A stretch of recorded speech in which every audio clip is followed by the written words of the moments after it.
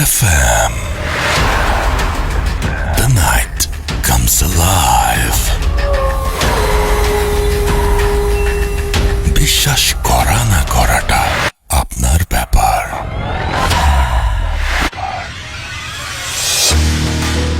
ঘড়িতে সময় রাত 11:59 শুনছেন রেডিও ফুরতের FM। আমি রাস্তার আছি সাথে এবং আশা করছি আপনারা সবাই ভালো আছেন, যে যেখানে আছেন ভালোর দলে আছেন। এবং আজকে আরও একটা এপিসোড শুরু হচ্ছে এই যখন ঘড়িতে সময় রাত 11:59 এবং আমার সঙ্গে আজকের যারা অতিথিরা তারা অলরেডি স্টুডিওতে এবং তারা তাদের ঘটনা শেয়ার করবেন। তার আগে আমি একটু জানিয়ে দিই আপনাদেরকে কিভাবে আমাদের সাথে কমিউনিকেট করবেন আপনারা। যদি আপনারা ইমেল পাঠাতে চান তাহলে আমাদের ইমেল অ্যাড্রেস হচ্ছে bhutfm@radiofurti.fm, which is BHWTFM@radiofurti.fm। আপনার নাম, ঠিকানা এবং ফোন নাম্বার সহ আপনার জীবনে ঘটে যাওয়া বা আপনার জানা সেরা ঘটনা লিখে পাঠিয়ে দিন আমাদের কাছে। ঘটনার শুরুতে অবশ্যই উল্লেখ করুন যে এই ঘটনাটা আপনি স্টুডিওতে এসে শেয়ার করতে চান নাকি আপনি চান আপনার ঘটনা আমরা পড়ে শোনাই। যারা দেশের বাইরে রয়েছেন তারা সরাসরি অডিও ক্লিপ পাঠাতে পারেন বা লিখেও পাঠাতে পারেন ঘটনাটি। আর আমাদের ফেসবুক পেজে আপনি যে কোনো সময় ভিজিট করতে পারেন www.facebook.com/radio.furti and www.facebook.com/bhutfm.russell। এছাড়াও আমাদের যে টুইটার, সেখানেও আপনি চাইলে দেখতে পারেন, এখন চেক ইট আউট, আমাদের russell_bhutfm আপনি পেয়ে যাবেন এবং সেখানে অনেকে আমাদের রেগুলার কমিউনিকেট করেন। সেখানেও আপনি চাইলে আপনি দেখতে পারেন যে কারা আমাদের আজকের অতিথি। এবং অবশ্যই কমেন্ট সেকশনে গিয়ে লিখবেন, যেখানে আপনি থাকেন না কেন, লিখবেন যে কোন ঘটনা আপনার ভালো লাগছে, কোন ঘটনা আপনার ভালো লাগছে না, সব কিছুই আমাদের কাইন্ডলি একটু জানাবেন। আমাদের কয়েকদিন ধরে বেশ বৃষ্টি হচ্ছে অনেক জায়গাতেই। আমরা বিভিন্ন সময়, বছরের বিভিন্ন সময় প্রাকৃতিক দুর্যোগের সম্মুখীন হই। আমি শুধু এইটুকু বলবো যে আপনারা যেখানেই থাকেন না কেন নিরাপদে থাকেন এবং অবশ্যই ভালো থাকেন, সুস্থ থাকেন এবং আপনাদের সবার সুস্থতা এবং সুন্দর জীবন কামনা করে শুরু করছি আজকের ভূত এফএম। এবং শুরুতে চলে যাবো একটা ঘটনায়, যে ঘটনাটি অবশ্যই একটা ইমেল থেকে নেওয়া, আমাদের কাছে পাঠানো একটা ইমেল, এবং আশা করছি যে সেটা আপনাদের ভালো লাগবে। যেভাবে লিখেছেন আমি সেইভাবে পড়ার চেষ্টা করছি। লিখেছেন যে, আসসালামু আলাইকুম রাসেল ভাই, জানি আপনি সবসময় ভালো থাকেন, এজন্য জিজ্ঞাসা করলাম না আপনি কেমন আছেন। যাই হোক, আল্লাহ আপনাকে সবসময় ভালো রাখুক, এইটুকু দোয়া তো করতেই পারি। পেশায় আমি একজন সরকারি চাকরিজীবী। আমার বর্তমান বয়স মাত্র 23 বছর। আমি ইনকাম ট্যাক্সে কোনো একটা জায়গায় চাকরি করছেন, সেটা আমি নাই বলি। তো তিনি বলছেন যে এই জন্য আমি স্টুডিওতে গিয়ে ঘটনা শেয়ার করার সময় আমার হবে না। বর্তমানে আমি একজন তিনি বলছেন যে তার যে জেলাটা, সেই জেলাটার নাম তিনি উল্লেখ করেছেন, সেটা আমি বলছি না। এবং তিনি বলছেন যে আমি বলেই দিই, তিনি হচ্ছে বগুড়া জেলায় এবং তিনি বলছেন যে এটা বসবাসের জন্য অন্যতম সেরা শহর, সেটা নিঃসন্দেহে বলা যায়। যাই হোক, আমি ভূত এফএম শুনি, কিন্তু কখনো আমি মেসেজ পাঠাইনি বা ঘটনা পাঠাইনি। গত সপ্তাহে ভূত এফএমে আমি পুরোটা শুনলাম, কিন্তু একটা ঘটনাও আমার ভালো লাগলো না, যার জন্য আমি বাধ্য হয়ে ভূত এফএমের শ্রোতাদের জন্য বাস্তবে ঘটা আমাদের গ্রামে এক চাচার সাথে ঘটে যাওয়া একটি ঘটনা আজ ভূত এফএমের শ্রোতাদের জন্য শেয়ার করছি। এখানে আমি একটু বলে রাখতে চাই, সেটা হচ্ছে যে অনেকে আমরা বলি যে এই ঘটনা ভালো লাগছে, এই ঘটনা ভালো লাগছে না, কিন্তু উনি যেটা করেছেন, উনি ঘটনা ভালো না লাগার কারণে একটা ঘটনা পাঠিয়ে দিয়েছেন এবং আশা করছি যে গত সপ্তাহের কোনো ঘটনা ভালো লাগার কারণে তিনি যে ঘটনাটা পাঠিয়েছেন সেটা আপনাদের সবার ভালো লাগবে। চলে যাচ্ছি ঘটনায় সরাসরি। এখন আমি আমার ঘটনায় চলে যাই। বগুড়া জেলায় 3টি বিখ্যাত নদী আছে, যাদের নাম বাঙালি, যমুনা এবং করতোয়া। এইসব নদী মোটামুটি আমরা সবাই চিনি। আমার বাড়ি বগুড়া শহরের সোনাতলা থানায় যে কোনো একটি গ্রামে। আমাদের এবং আমার চাচার বাড়িটি ঠিক বাঙালি নদীর সাথে। যখন বন্যা হয় তখন নদীর পানি দিয়ে সব জায়গা ভরে যায়। বন্যার সময় এমন পরিস্থিতি হয় যে ক্ষেতের মাঠ পুরো নদী, পানি এবং পলি মাটি দিয়ে ভরে যায়। ঘটনাটি ঘটে 2010 সালে আমার চাচার সাথে। বন্যার পরে পুকুর ডোবা শুকিয়ে গেলে অনেক পলি মাটি অর্থাৎ কাদা থাকে। একদিন আমার চাচার মা বাড়ির কাজের জন্য মাটির দেয়াল বা পিরালি নেফতে আঞ্চলিক ভাষায় এটাকে বলা হয়, তাকে পলিমাটি নিয়ে আসতে বললে তাদের বাড়ির কাছে একটি পুকুর আছে, সেখান থেকে তিনি পলিমাটি আনতে যান। কিন্তু ঠিক পুকুরের অপর পার্শ্বে একটি বিশাল শিমুল গাছ আছে, প্রায় 1 বিঘা জমির ওপর। পশ্চিম পার্শ্বে বিশাল বাঁশঝাড় আছে। ঠিক পুকুরের দক্ষিণ পার্শ্বে তাদের বাড়ি এবং পুকুরের চারপাশে জমিতে অনেক বিশাল এরিয়ায় পাট ক্ষেত আছে। পাট ক্ষেত বন্যার সময় আমাদের গ্রামে সচরাচর দেখতে পাওয়া যায়।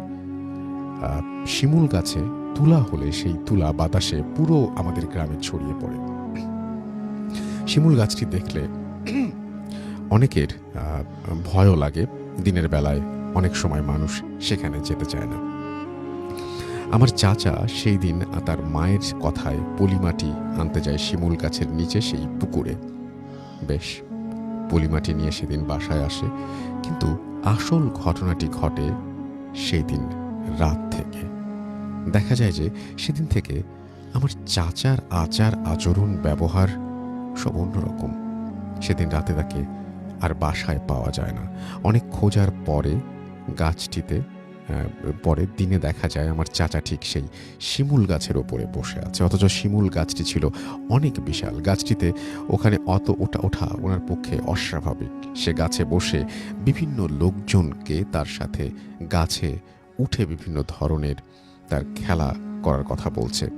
গাছটি এখনো আছে, দেখতে একটু ভয়ঙ্কর লাগে। তাকে অনেক বলা হলেও তিনি শিমুল গাছ থেকে নামতে চান না। পরে একজন অভিজ্ঞ মানুষ গাছে উঠে তাকে জোর করে নিচে নামিয়ে আনে। সে সময় তাকে মেরে ফেলে দেওয়ার হুমকিও দেয় আমার চাচা গাছ থেকে। এরপর রীতিমতো তার সাথে অনেক ঘটনা ঘটতে থাকে। দেখা যায় সন্ধ্যা হলে তাকে বাড়িতে পাওয়া যায় না। অনেক খোঁজার পর তাকে বিশাল পাট ক্ষেতের ঠিক পাট গাছের ওপরে দেখা যায়। যেই এই কাহিনীটি দেখে সেই অবাক হয়ে যায়। আসলে তার সাথে বাস্তবে কি ঘটছে তা দেখে আমরাও অবাক হয়ে যাই। অনেক সময় দেখা গেছে যে সন্ধ্যার পর আমাদের চাচা পুকুরের পশ্চিম পাশে বাঁশের ঠিক ওপরে দাঁড়িয়ে আছে এবং ঠিক সেখান থেকে আশেপাশের বাড়ির ওপর ইটপাটকেল ছুটছে। এতে গ্রামের মানুষ অতিষ্ঠ হয়ে যায়। তারপর অনেক রাতে দেখা গেছে যে সে বাঙালি নদীর ধারে নদীর ওপরে দাঁড়িয়ে আছে, যা রীতিমতো লোকজনকে অবাক করে দেয়। শুধু তাই নয়, অনেক সময় দেখা গেছে যে সন্ধ্যা হলে সে হাওয়ার উপরে ভেসে এক স্থান থেকে অন্য স্থানে উড়ে যায়। তারপর দেখা যায় যে তিনি অনেক সময় 3-4 দিন সে বাসায় আসে না, তাকে কোথাও খুঁজে পাওয়া যায় না। দিনের বেলা প্রত্যেক দিন তিনি সেই শিমুল গাছের ওপরে চলে যায়। কারো কথা তিনি শুনতে চান না। এক পর্যায়ে তাকে শিকল দিয়ে ঘরের ভেতর আটকেও রাখা হয়। অনেক সময় সন্ধ্যার পর তাকে না পাওয়া গেলে দেখা গেছে তাকে এক গ্রাম থেকে অন্য গ্রামে পাওয়া যেত। তার বাবা, মা, বউ, সন্তান কাউকে সে চিনতে পারে না। এক পর্যায়ে তার শরীরের অবস্থার শোচনীয় পরিবর্তন ঘটে। এরকম 1.5 বছর তার সাথে অস্বাভাবিক ঘটনা ঘটতে থাকে। পুরো গ্রামবাসীর জন্য তার জন্য দোয়া করে। এক পর্যায়ে অনেক চেষ্টার পর, খোঁজাখুঁজির পর ভারত থেকে আসা এক কবিরাজের সন্ধান পায় তার বাবা মা। এর আগে অনেক কবিরাজকে দেখিয়েও কোনো লাভ হয়নি। ভারতের এই কবিরাজ তার সর্বজ্ঞান দিয়ে চেষ্টা করেন এবং তিনি বলেন, আমি এ সমস্যার সমাধান করে দেব। তিনি আমার চাচাকে দেখে বুঝতে পারেন আসলে তার সাথে কি হয়েছে। আমার চাচার সাথে কি হয়েছে, কি কারণে ঘটেছে তাকে জিজ্ঞাসা করা হলে তিনি বলেন তার সাথে এসব ঘটনার কারণ হলো তো তাদের বাড়ির পাশের পুকুরের ওই বিশাল শিমুল গাছ, ওই শিমুল গাছে পুরো একটা জিনের পরিবার বাস করে, যার 2 মেয়ে, 1 সন্তান ও তার স্ত্রী আছে। ও যেদিন শিমুল গাছের নিচে পলিমাটি আনতে যায়, সেই দিন সেই কোদাল দিয়ে পলিমাটিতে আনতে গেলে সেই কোদাল দিয়ে ওই জিনের কাউকে কেউ আঘাত করে এবং সেই আঘাতপ্রাপ্ত হওয়ার কারণে এই জিন কোনো একটা জিন সেখানে মারা যায়। তারপর তার ক্ষতি করার জন্য বা তাকে মেরে ফেলার জন্য এই কাজগুলো জিনরা করছে। এবং কবিরাজ জিনকে নিজের আয়ত্তে নিয়ে আসে এবং তার সামনে জিনকে বলে যে তাকে ছেড়ে দিতে। এবং জিন প্রথমে ছাড়তে রাজি হয় না, কিছু শর্ত দেয়। একটি গরু আর একটি খাসি অমাবস্যা রাতে সেই শিমুল গাছের নিচে দিয়ে আসতে হবে। পরে তার কথায় রাজি হয়ে শুধু একটি খাসি দিতে রাজি হয়। পরে অমাবস্যায় মানে গ্রামের এক মুরব্বীর সঙ্গে অমাবস্যার রাতে সেখানে একটি খাসি দিয়ে আসা হয়। কবিরাজ আরও জিজ্ঞাসা করে যে সে যে চলে যাবে তার প্রমাণ কি, সেই জিনটির কথা বলছি। সামনে যে পাট ক্ষেত আছে সেখানে পুরো জমি বা মানে পাট মাটির সাথে মানে পড়ে যাবে, এরকম একটা কাহিনী সেখানে ঘটে এবং তারপরে সেই জিনটা সেখান থেকে চলে যায়। তো এই ঘটনাটা পড়ে আমার প্রথম যেটা মনে হয়েছে, ঘটনাটা মোটামুটি ভালোই, খারাপ না।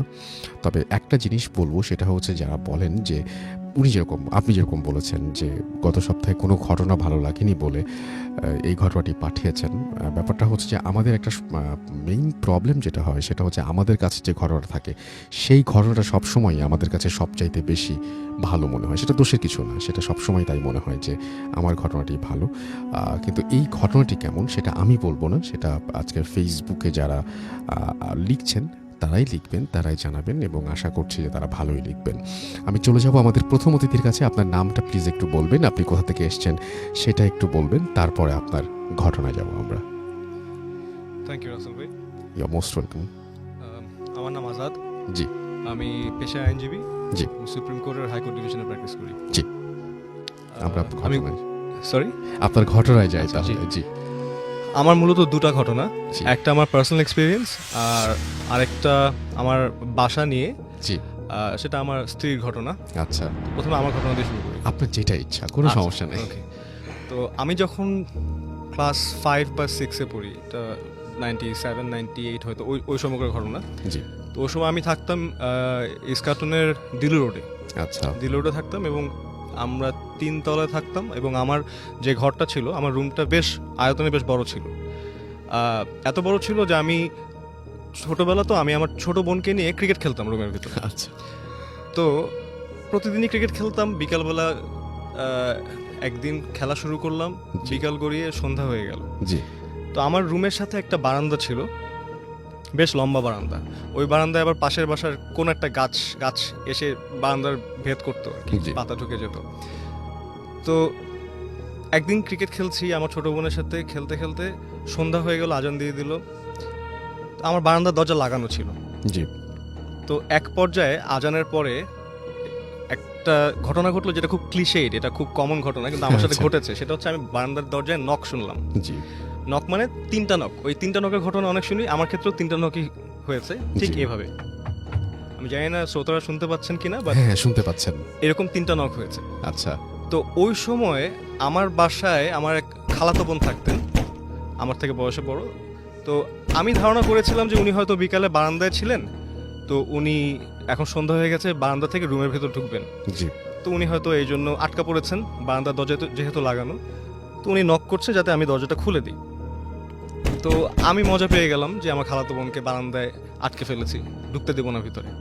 তো আমি বাইরের থেকে বললাম, আমার খালাতো বোনের নাম কান্তা, আমি বাইরের থেকে বললাম কান্তা বাবু আপনাকে ঢুকতে দেবো না, আপনি থাকেন, আমি মজা করছি। তো আমি তখন ক্লাস 5-6-এ পড়ি।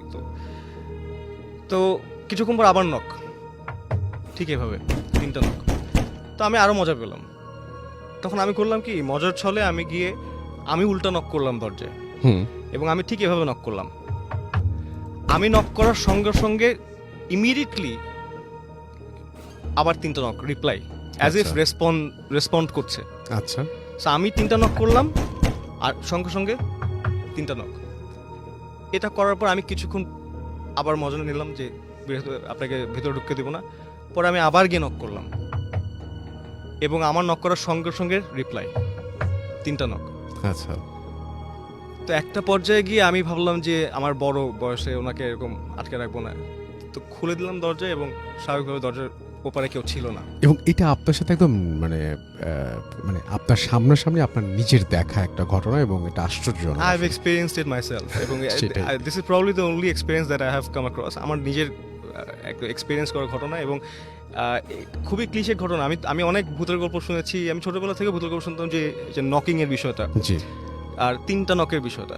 এই ক্ষেত্রে আমার ক্ষেত্রে তাই ঘটেছে, 3টা নক ঘটেছে এবং পরে আমি তখন খুব ভয় পেয়ে গেলাম। আমি পরে আমার বাবাকে বললাম, উনি বললেন যে বাতাস, এয়ার প্রেশার, উনি ওনার মতো করে বুঝ দিচ্ছেন, কিন্তু আমি জানি আমি কি এক্সপিরিয়েন্স করেছি এবং this was a very clear distinct knocking sound.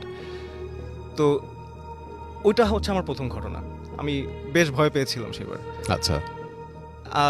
এখন আমি আমার দ্বিতীয় ঘটনা যদি আপনার যাই, হ্যাঁ, আমরা সেই বড় ঘটনাটার জন্য ওয়েট করছি, আমরা শুনি আপনার সেই ঘটনা। দ্বিতীয় ঘটনাটা মূলত আমার আগের বাসা নিয়ে। আমি রিসেন্টলি বাসা চেঞ্জ করেছি। আমি গুলশান একেই ছিলাম, এখনও গুলশান একে আছি, রাস্তা পরিবর্তন করেছি। আচ্ছা, তো নতুন বাসায় উঠেছি এই বছরের ফেব্রুয়ারি মাসে। তো আগের বাসায় আমি 3-4 বছর ছিলাম। তো 3-4 বছরই একটা ঘটনা খুব ডিস্টার্ব করেছে আমার ফ্যামিলিকে। তো আমি যে বাসায় ছিলাম সেটা হচ্ছে আয়তনে বেশ বড়। আমরা 3 জন ছিলাম, আমি, আমার ওয়াইফ আর একজন মেড, কাজের হেল্প করতো সে। তো 3 জনের জন্য আমরা 2600 স্কোয়ার ফিটের মতো একটা বিশাল বাসায় ছিলাম। It was a huge house for 3 people, এবং আমাদের ফার্নিচার খুব কম ছিল, মিনিমালিস্টিক একটা ফার্নিচার কম ছিল, সো ফাঁকা থাকতো বাসা মোটামুটি সবসময়। তো শুরু হয় প্রথম দিককার ঘটনায়। আমার ওয়াইফ একদিন দেখলো ও কিচেনে, আর আমার মেইন ডোর যেটা, আমার মেইন ডোরটা দিয়ে ঢুকলে সোজা বাসার অপর প্রান্ত হচ্ছে আমার স্টাডি রুম। তো আমার ওয়াইফ কিচেন থেকে দেখলো যে আমি মেইন ডোর থেকে ঢুকে আমার স্টাডির দিকে যাচ্ছি। তবে আমি হেঁটে যাচ্ছি না, আমি গ্লাইড করে যাচ্ছি। গ্লাইডকে বাংলায় হয়তো ভেসে যাওয়া বলে, হ্যাঁ ভেসে যাওয়া বলে। তবে মানে আমি এমন না যে শূন্যে ভেসে যাচ্ছি, মানে আমার মুভমেন্টটা এরকম যে অ্যাজ ইফ আমি গ্লাইড করে ফ্লোট করে চলে যাচ্ছি আমার স্টাডি রুমের দিকে। এবং ও দেখলো যে আমি, যদিও আমি আমার মতো দেখতে, কিন্তু ওপ্যাসিটিটা কম, মানে আমি মানে একটু ট্রান্সপারেন্ট, কিন্তু পুরো ট্রান্সপারেন্টও না। মানে আমার ব্যাপারে কিছু একটা মানে something different about me, something একটু অদ্ভুত কিছু একটা। তো আমাকেই দেখলো। পরে আমাকে, ও জানে তো আমি তখন বাসায় না, আমি তখন আমার চেম্বারে বা অফিসে যেখানে থাকি। ও আমাকে ফোন করলো, তুমি কোথায়? আমি বললাম যে আমি তো অমুক জায়গায়। ও তখন ভয় পেয়ে গেল। This was her first experience. ও প্রথম এটা দেখলো, আমাকে দেখলো, এবং এরপর থেকে ও প্রায়ই আমাকে ওই বাসায় দেখতো এইভাবে, এবং একই মুভমেন্টে দেখতো যে আমি মেইন ডোর থেকে আমার স্টাডি রুমে যাচ্ছি। আচ্ছা, এটা খুবই রেগুলারলিও দেখতো। একটা পর্যায়ে ও প্রথম অনেক ভয় পেতো, একটা পর্যায়ে আমার মনে হয় ও এটা মেনে নিয়েছিল যে এটা দেখবেই সে। পরের ভয়টা আস্তে আস্তে চলে যায়, একটা মেনে নিয়েছিল। তারপরে ও আমার ইমেজের পাশাপাশি আরেকটা ইমেজ দেখা শুরু করলো, সেটা হচ্ছে একটা কালো, ভেরি ডার্ক অবজেক্ট, কালো বস্তু। এটাও আমি শুনেছি অনেক কমন, কালো বস্তু দেখে অনেকে। তো ও কিন্তু ভূতের গল্প টল্প শুনেও না, দেখেও না, পড়েও না। তো ওর কাছ থেকে আমি জানতে চাই যে তুমি কীরকম বস্তু দেখলা, মানে কালো বলতে কীরকম। সো ও যেটা ডিফাইন করলো এক্স্যাক্টলি যেটা অনেকেই দেখে, সেটা হচ্ছে হলো গিয়ে ফর্মটা বলা যায় না, এটাকে স্কোয়ার, সার্কেল, ফর্ম বলা যায় না, কিন্তু বোঝা যাচ্ছে এখানে কালো কিছু একটা আছে। তো ও এরকম দেখতো যে এই কালো বস্তুটাও এক জায়গা থেকে এক জায়গায় গ্লাইড করে যাচ্ছে। আচ্ছা। তো একদিন ওর একটা স্টাডি আছে ওই বাসায়, ও ছিল ওখানে। ওই স্টাডির ঠিক বাইরেই একটা কমন ওয়াশরুম ছিল। তো রাত 1টা-1:30টার দিকে ওর স্টাডিতে ছিল, আমি তখন আমার রুমে ছিলাম বসে। ও তখন দেখলো যে ওই বাইরের যে কমন ওয়াশরুম থেকে ওই কালো একটা বস্তু, অনেক টল, এটা অনেক উঁচু বস্তু, গ্লাইড করে আরেকটা রুমের দিকে চলে গেল। তো ওই দিনও খুব ভয় পেলো। ও সঙ্গে সঙ্গে স্টাডি থেকে বের হয়ে ওয়াশরুমের দরজাটা লাগিয়ে আমার কাছে গিয়ে বললো যে আমি এটা দেখেছি মাত্র। তো ও বেশ ভয় পাওয়াতে করলাম কি, আমি বললাম চল আমি দেখি কোথায় কি দেখলাম। পরে ও ওয়াশরুমের কাছে গিয়ে দেখলাম যে ওয়াশরুমটা খোলা। তখন ও বললো আমি কিন্তু ওয়াশরুমটা মাত্র লাগিয়ে গেছি, এবং এটা খোলা থাকার কোনো কারণ নেই। আমি বললাম হয়তো তুমি লাগাও নাই, হয়তো তুমি মানে মনে ভুলে গেছো, এরকম কিছু একটা হবে, তুমি হয়তো ভয় পেয়েছো এই জন্য তুমি মনে করছো লাগিয়েছো। ও বললো না, আমি দরজা লাগিয়ে গিয়েছি। যাই হোক, এটা যে শুধু আমার ওয়াইফ এক্সপিরিয়েন্স করতো তা না, আমার বাসায় যে কাজের মেয়েটি ছিল, যে মেট ছিল, ও এক্সপিরিয়েন্স করতো, এবং ও আমাকেই দেখেছে কয়েকবার। একই জিনিস আমাকেই দেখেছে যে আমি আমার মতো একটা ফিগার গ্লাইড করছি, এক জায়গা থেকে এক জায়গায় যাচ্ছি। ওর দেখতো এবং শুনতো মাঝে মাঝে। আমরা যখন কেউই বাসা থাকতাম না, ও শুনতো যে আমি ডাকছি ওকে, আমার কাজের মেয়েটাকে ডাকছি, নাম ধরে ডাকছি, বা আমার ওয়াইফ নাম ধরে ডাকছে, ও প্রায় শুনতো, এবং ও বেশ ভয় পেত। ও ইনফ্যাক্ট ও একটা পর্যায়ে দিনের বেলা ওর যে রুমটা, ওখান থেকে বেরি হতো না, রান্নাঘর থেকে বেরি হতো না, ও ভয়ে বেরি হতো না। সো ও মেন্টালি ডিস্টার্ব হয়ে গেছিলো। ওর আরেকটা ঘটনা যেটা হয়েছিল ওই বাসাতেই, একদিন সন্ধ্যাবেলায় আমার ওয়াইফ বাসায় এসছে, কলিং বেল বাজিয়েছে। ওই যে ইয়ে দিয়ে লুকিং যে হোলটা দিয়ে দেখলো যে কে আসছে। ভিতর থেকে দরজা খুললো কাজের মেয়ে, খোলার পর আমার ওয়াইফ যখন ভেতর ঢুকে গেল আমার কাজের মেয়ে দরজা লাগাচ্ছে না। তো আমার ওয়াইফ জিজ্ঞেস করলো তুমি দরজা লাগাচ্ছ না কেন? আচ্ছা। বললো যে ভাইয়া কোথায়, মানে আমার কথা বলছে। তো তখন আমার ওয়াইফ বললো তোমার ভাইয়া কেন এখন আসবে, তো অনেক রাতে আসবে। আমি যে দেখলাম আপনার পিছে দাঁড়ায় আছে। মাই গড। মানে সে তখন ওই যে দরজার ফুটো দিয়ে দেখলো যে আমার ওয়াইফের পিছনে আমি দাঁড়িয়ে আছি। এই একটা ঘটনা ঘটলো।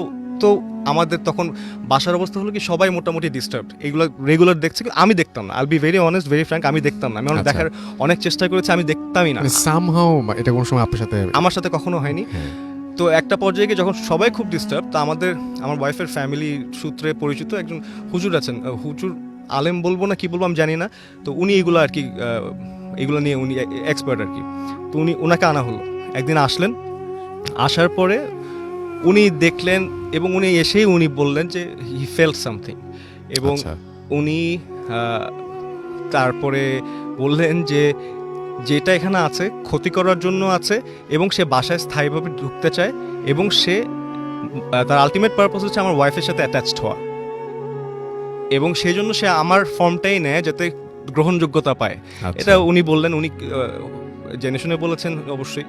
তারপর উনি বললেন যে এখানে এটার থেকে মুক্তি পেতে হলে আর অনেক রিচুয়ালস অনেক কিছু করতে হবে। আপাতত উনি কি বলে পানি ছিটিয়ে দিয়ে গেছেন, বাসার প্রত্যেকটা কোনায় পানি ছিটিয়ে দিয়ে গেছেন। তারপর হাতে তালি দিয়ে শব্দ করে কিভাবে জানি কি করলেন, এগুলো করে গেছেন। তো উনি বললেন যে দিস ইজ ভেরি টেম্পোরারি, এটা খুব সাময়িক ভাবে এটা কাজে দিবে, খুব অল্প দিনের জন্য এটা কাজে দিবে। এটা পার্মানেন্ট সলিউশন চাইতে হলে বড় কিছু করতে হবে। তো আমরা আর বড় কিছু করিনি, এবং আসলেই কিছুদিন ডিস্টারবেন্স ছিল না, তারপর আবার চালু হয়েছে। তো এইরকম একটা ভীতিকর পরিস্থিতিতে আমরা 4 বছর মতো ছিলাম। তারপর আমরা এই ফেব্রুয়ারিতে ওই বাসার থেকে মুভ করি। এর মাঝে একটা কথা বলে রেখে, আমার একটা ফ্রেন্ড, খুব ক্লোজ ফ্রেন্ড, ওর নাম রেজওয়ান, অনেক পুরনো ফ্রেন্ড। ওর আবার একটা স্কিল আছে, সেটা হচ্ছে স্কিল বলবো না, একটা ফিচার, ও সেন্স করতে পারে।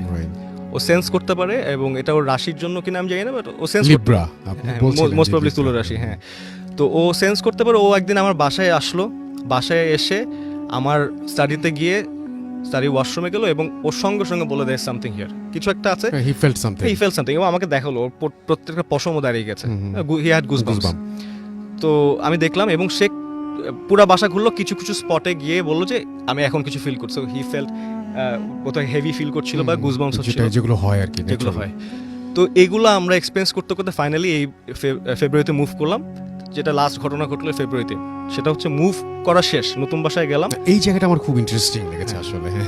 তো নতুন বাসায় উঠলাম, ওই দিন সব ফার্নিচার মুভ করা হয়ে গেছে, কিছু জিনিস পুরান বাসায় বাকি ছিল। তো আমি সারাদিন অনেক কষ্ট হয়েছে, আমি আর গিয়ে ওই দিনের শেষে টায়ার্ড ছিলাম, আমি আর ওই জিনিস আনতে চাচ্ছিলাম না। আমি ভাবলাম যে পরের দিন যাবো বা কিছু একটা। তো আমার ওয়াইফ বললো না, নিয়ে আসি, শেষ করে আসি। তো আমার ওয়াইফ তখন কাজের লোক নিয়ে গাড়ি নিয়ে চলে গেল ওই বাসায়, 2টো রাস্তা আগে গিয়ে। তখন বাজে রাত 1টা কি 1:30। তো আমি বললাম ঠিক আছে, তো গেল, গিয়ে আবার ফেরত এসে বললো আমি আবার দেখেছি। এবং এই লাস্ট দেখাটা খুবই ভয়ঙ্কর ছিল ওর জন্য। সেটা হচ্ছে ও যখন বাসার সবকিছু আলটিমেটলি সরিয়ে গাড়িতে উঠলো, এবং কাজের লোক তখন গাড়িতে চলে গেছে, ও এখন দরজাটা লাগাবে, জাস্ট সব লাইট টাইট বন্ধ করে দিয়ে দরজা লাগাবে। তো লাইটস অফ, যখন দরজা লাগাতে যাবে তখন ও একটা জিনিস দেখলো। এখানে একটু বলে রাখি যে বাসাটা যেহেতু পুরো খালি, তখন পর্দা সব সরানো হয়ে গেছে, তো বাইরের আলো ঢুকছে, বাইরের আলোতে বেশ অনেক কিছুই দেখাচ্ছে, পরিষ্কার দেখা যাচ্ছে। তো ঠিক দরজা লাগানোর সময় দেখলো কি খাওয়ার রুমের একটা কর্নারে একটা কালো আকৃতি, ওই যে ওই কালো বস্তুটাই, বিশাল কালো, ডিস্টিংক্টলি বোঝা যাচ্ছে একটা কিছু আছে, এবং সেটার একদম মাথা বরাবর, যে একদম সিলিং এর কাছে, শি স টিথ, দাঁত দেখতে পেলো, অনেকগুলা দাঁত। আচ্ছা, অনেকগুলা দাঁত দেখতে পেলো। আমি ওকে জিজ্ঞাসা করেছি এটা তো ভুল হতে পারে, আলো ছায়ার খেলা হতে পারে। ও বললো না, আমি জানি আমি কি দেখেছি। আচ্ছা, so she saw an object, a huge object with loads of teeth, অনেক দাঁতওয়ালা কিছু একটা দেখছে, এবং সে খুব ভয় পেলো। তারপর সে চলে এসে আমাকে ঘটনা বললো। এখন আমরা মাশাআল্লাহ অনেকদিন ধরে আছি, কোনো এক্সপিরিয়েন্স হয়নি আল্লাহর রহমতে, কিন্তু ওই বাসায় কন্টিনিউয়াস এক্সপিরিয়েন্স হয়ে যাচ্ছিল, ঘটনা ঘটছিল। আমার সাথে ঘটেনি, বাট এই নতুন বাসায় মুভ করার পরে আমার ওয়াইফ বা আমার কাজের মেয়ে, সে একই কাজের মেয়ে আছে, ওরা কেউ কিছু এক্সপিরিয়েন্স করেনি। তারপরে ওটা আপনি বলতে পারেন এখন মানে খুব মানে কি বলবো যে আপনি একেবারে ভালোভাবেই বলতে পারেন যে এটা বাসারই প্রবলেম ছিল, কারণ যদি বাসার প্রবলেম না হতো, যদি এটা এরকম হতো যে আমি হ্যালুসিনেট করছি বা এরকম ভুল কিছু দেখছি, তাহলে যেটা হতো সেটা হচ্ছে যে বাসা চেঞ্জ করার পরেও প্রবলেমগুলো থেকে যেত। প্রবলেমগুলো যেহেতু নাই সেহেতু বুঝতে হবে যে এটা ওই বাসারই প্রবলেম। আপনারা কোনো সময় খোঁজ নিতে যাননি যে এই বাসাটায় কোনো প্রবলেম আগে ছিল কিনা, বা কোনো সময় খোঁজ নেন না? এটা খোঁজ নেওয়া কি, এই বাসায় যেমন ধরেন আমরা আসার পরেও এই বাসায় অনেক সমস্যা হতো। সমস্যা বলতে কি কিছু আপনার এই ভৌতিক ব্যাপার ছাড়াও অনেক ধরনের মাঝে মাঝে পানি উঠে যেত। জি। তারপর ওয়ালে ক্র্যাক ছিল অনেক, এটা কিসের জন্য আমি জানি। এই বাসায় অনেক সমস্যা, সহজ কথা হচ্ছে এখানে কেউ উঠতে চেত না। জি। এবং আমাদের আগে যে ভাড়াটিয়া ছিল তাদের মধ্যে একজন মারাও গিয়েছেন, বা মোস্ট প্রবাবলি ন্যাচারাল ডেথ ছিল। হ্যাঁ, এটা নিয়ে আমি কোনো কানেকশন ড্র করতে যাচ্ছি না, বাট আমরা কোনো কানেকশন ওই অর্থে পাইনি, বা কাউকে হয়তো ওইভাবে জিজ্ঞাসা করা হয়নি যে এখানে কিছু হয়েছে কিনা, বাট আমরা এক্সপিরিয়েন্স করেছি, তারপর আমরা সরে এসেছি আর কি। থ্যাংক ইউ সো মাচ আপনার ঘটনার জন্য, আপনাকে অনেক ধন্যবাদ। আমরা পরবর্তী ঘটনা এবং আমার পরবর্তী অতিথিকে নিয়ে ফিরে আসবো, তবে তার আগে যেটা করবো সেটা হচ্ছে ছোট্ট বিরতি নিব, এবং বিরতির পরে আবারও ফিরে আসবো। সেই পর্যন্ত আমাদের সঙ্গেই থাকুন। Stay tuned for food FM. Booth FM. The night comes alive. বিশ্বাস করা না করাটা আপনার ব্যাপার।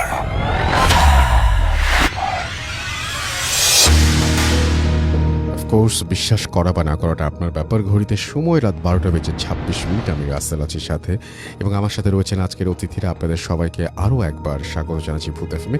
জানিয়ে দিচ্ছি আমাদেরকে যদি ইমেল করতে চান, আমাদের ইমেল অ্যাড্রেস হচ্ছে bhutfm@radiofurti.fm, which is bhwtfm@radiofort.fm। আপনার নাম, ঠিকানা এবং ফোন নাম্বার সহ আপনার জীবনে ঘটে যাওয়া বা আপনার জানা সেরা ঘটনা লিখে পাঠিয়ে দিতে পারেন আমাদের কাছে। ঘটনার শুরুতে অবশ্যই উল্লেখ করুন যে ঘটনাটা আপনি স্টুডিওতে এসে শেয়ার করতে চান, নাকি আপনি চান আপনার ঘটনা আমরা পড়ে শোনাই। যারা দেশের বাইরে রয়েছেন তারা সরাসরি অডিও ক্লিপ পাঠাতে পারেন বা লিখেও পাঠাতে পারেন ঘটনাটি। আর আমাদের দুটো পেজ রয়েছে, সেই পেজ দুটোর মধ্যে প্রথম যেটি সেটা হচ্ছে www.facebook.com/radio.furti and www.facebook.com/bhutfm.russell। এই দুটো পেজে এসে আপনি অবশ্যই জানাতে পারেন যে আপনার কেমন লাগছে, কি ঘটনা, মানে কোন ঘটনা কেমন লাগছে, সে সমস্ত আপনি আমাদের চাইলেই জানিয়ে দিতে পারেন। আর আমাদের এছাড়াও আপনারা লিখতে পারেন আমাদের টুইটারে, সেখানেও আপনারা লিখতে পারেন। যেমন আমি কিছু টুইটার থেকে এখন যারা লিখছেন তাদের কিছু পড়ছি আমি, যেমন অনেকেই লিখছেন এখানে। এমডি নাইম রেজা আমাদের লিখছেন আজকের ঘটনাগুলো খুব ভালো। টুইটার খুঁজে পাওয়া খুব সহজ, RUSSELL_BHWTFM ভূত এফএম আপনারা পেয়ে যাবেন। আচ্ছা, অন্য নীরব আমাদের সঙ্গে আছেন, এবং 5 জন অন্ধকার রুমে তারা শুনছেন নাটোর থেকে। আপনাদের 5 জনকে অনেক অনেক ধন্যবাদ আমাদের সাথে থাকার জন্য। এমডি আরিফুর রহমান আছেন, দ্বিতীয় ঘটনাটি ভালো ছিল। ইয়েস, আমারও তাই মনে হয়েছে। সাফওয়ান শান্ত আমাদের সঙ্গে আছেন, ঘটনাগুলো ভালো। আমাদের সঙ্গে আছেন আহমেদ হোসেন বায়েজিদ, এবং তিনি বলছেন আমি বগুড়ার বৃন্দাবন পাড়া থেকে বলছি। আমাদের সাথে আছেন নাইম, এবং আমাদের সাথে আছেন এবি আসিফুর রহমান চট্টগ্রাম থেকে। আমাদের সাথে আছেন আহমেদ, আচ্ছা পড়ছি। আমাদের সাথে আছেন দেখতে পাচ্ছি এমডি মুজাহিদ, এবং তিনি রাজশাহী থেকে শুনছেন। আমাদের সাথে আছেন সামিউল ইসলাম শাকিল, দারুণ ঘটনা তিনি লিখেছেন, যেটা একটু আগে বলছিলেন আমাদের প্রথম অতিথি, তার ঘটনাটি অনেক প্রশংসা করেছেন। আমাদের সাথে আছেন দেখতে পাচ্ছি এস আর রাজ, এবং তিনি রাজশাহী থেকে শুনছেন বৃষ্টি স্নাত আবহাওয়ায় ভালো লাগছে।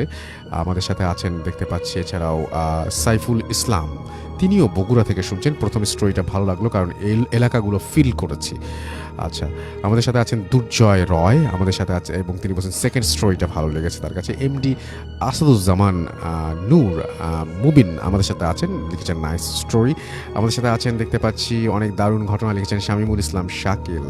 এছাড়াও এমডি ইমরান হাসান আমাদের সঙ্গে আছেন, আমাদের সঙ্গে আছেন শামীম, আমাদের সাথে আছেন দেখতে পাচ্ছি এছাড়াও আরও অনেকেই। থ্যাংক ইউ ভেরি মাচ যারা আমাদের সঙ্গে আছেন পুরোটা সময়। আশা করছি আমাদের সঙ্গে থাকবেন। আমাদের যে ভূত এফএমের যে ফেসবুক পেজ, সেখানে দেখতে পাচ্ছি DWF আরমান আমাদের সঙ্গে আছেন, এবং তিনি শুনছেন গুলশান থেকে, এবং অনেক ভালোবাসা আপনাকে লিখেছেন তাই। শহীদ হাসান আমাদের সঙ্গে আছেন, এবং 3 নম্বর স্টোরিটা ভালো লাগলো। আবদুল্লাহ আল মামুন আমাদের সঙ্গে আছেন, এবং তিনি বলছেন যে আমি পড়তে বসেছিলাম, বসার পরে আপনার এই ঘটনাগুলো শুনে আর বই খুলতে পারছি না। ওকে, মোহাম্মদ শাহরিয়া শেখ আমাদের সঙ্গে আছেন খুলনা থেকে, এ কে কাউসার আহমেদ আছেন আমাদের সঙ্গে আছেন আরিফুর রহমান রিয়ন, এছাড়াও মেহেদি হাসান সানি আমাদের সঙ্গে আছেন আর জে হাসিব, এছাড়াও নয়ন রাজ আমাদের সঙ্গে আছেন, মিরপুর 1 থেকে শুনছেন তিনি। এমডি হুসাইন আমাদের সঙ্গে আছেন দেখতে পাচ্ছি রিয়ন খান, প্রিয়াঙ্ক রয় রিয়াদ আমাদের সঙ্গে আছেন এটি আহমেদ, এছাড়াও আছেন তানভীর, এছাড়াও আমাদের সঙ্গে আছেন দেখতে পাচ্ছি মোহাম্মদ আল আমিন খান আছেন আমাদের সঙ্গে দেখতে পাচ্ছি পলাশ আছেন, জুবায়ের আল কুরেশি আছেন, রাতুল রেহান আছেন, এছাড়াও আমাদের সাথে ফিরোজ কবির আছেন, মোহন রয় মোহন, এছাড়াও তালহা তাবাসসুম রিয়া আমাদের সঙ্গে আছেন আমাদের সঙ্গে এমডি সাকিব আছেন, আল সাইফ, মুস্তাফিজুর খান আমাদের সাথে আছেন দেখতে পাচ্ছি, আদ্রিতা আফরিন, এছাড়াও আছেন এনবি দুলন আমাদের সাথে আছেন দেখতে পাচ্ছি, মাইশা, এছাড়াও আছেন আমাদের সঙ্গে দেখতে পাচ্ছি সানভিন ফারহানা জুথি, খালিদ হুসাইন আমাদের সঙ্গে আমাদের সাথে আছেন দেখতে পাচ্ছি রাকিব হুসাইন, এছাড়াও আছেন আমাদের সঙ্গে দেখতে পাচ্ছি দিগন্তের শেষ Niloy, R J Hasib, S A Hussain, Sadi Fahim, Tajrul হিমেল, মুস্তাফিজুর রহমান আমাদের সাথে আছেন, বজরুল ইভান সহ আরও অনেকে। থ্যাংক ইউ ভেরি মাচ যারা আমাদের সঙ্গে আছেন, আশা করছি পুরোটা সময় আমাদের সঙ্গে থাকবেন। আমরা চলে যাব আমাদের দ্বিতীয় অতিথির কাছে। প্লিজ কাইন্ডলি আপনার নামটা বলবেন, কোথা থেকে এসেছেন, তারপরে আপনার ঘটনা। থ্যাংক ইউ রাসেল ভাই।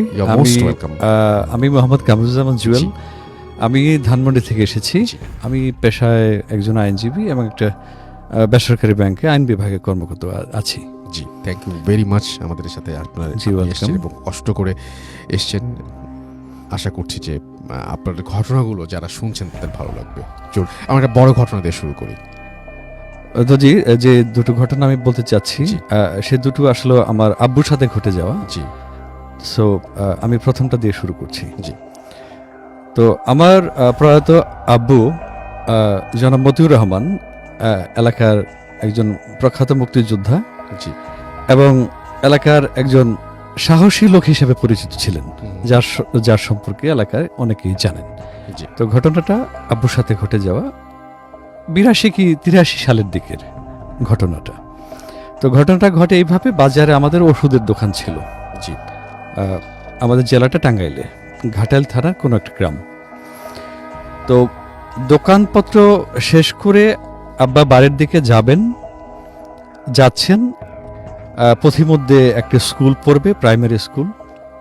সেই প্রাইমারি স্কুলটা যখনই আব্বা অতিক্রম করতে যাবেন, এই সময় ওনার সামনে হঠাৎ করে একজন লোক উনি দেখতে পান এবং লোকটা আব্বার সামনে সামনে হাঁটা শুরু করেন। তো আব্বু বলেন যে, কে ভাই, আপনি কে? কিন্তু ওই ভদ্রলোক কোনো কথা বলেন না, কোনো উত্তর দেন না। তো ভদ্রলোক হাঁটছেন আব্বার সামনে সামনে, আব্বাও হাঁটছেন, হাঁটা চলছে। তো আবারও জিজ্ঞেস করেন যে, ভাই কে আপনি, বাড়ি কোথায়? তো এলাকার লোক হলে তো আব্বু সেটাকে চিনবেন, সেই ভদ্রলোককে। কিন্তু সেই ভদ্রলোকের ড্রেস আপ, গেট আপ বা চলন ভঙ্গিতে মনে হচ্ছে না যে ওই ভদ্রলোকটি আমাদের গ্রামের বা এলাকার। জি। তো এইভাবে বারবার প্রশ্ন করার পরেও উত্তর দেন না এবং ভদ্রলোক কোনো কথা বলেন না। জি।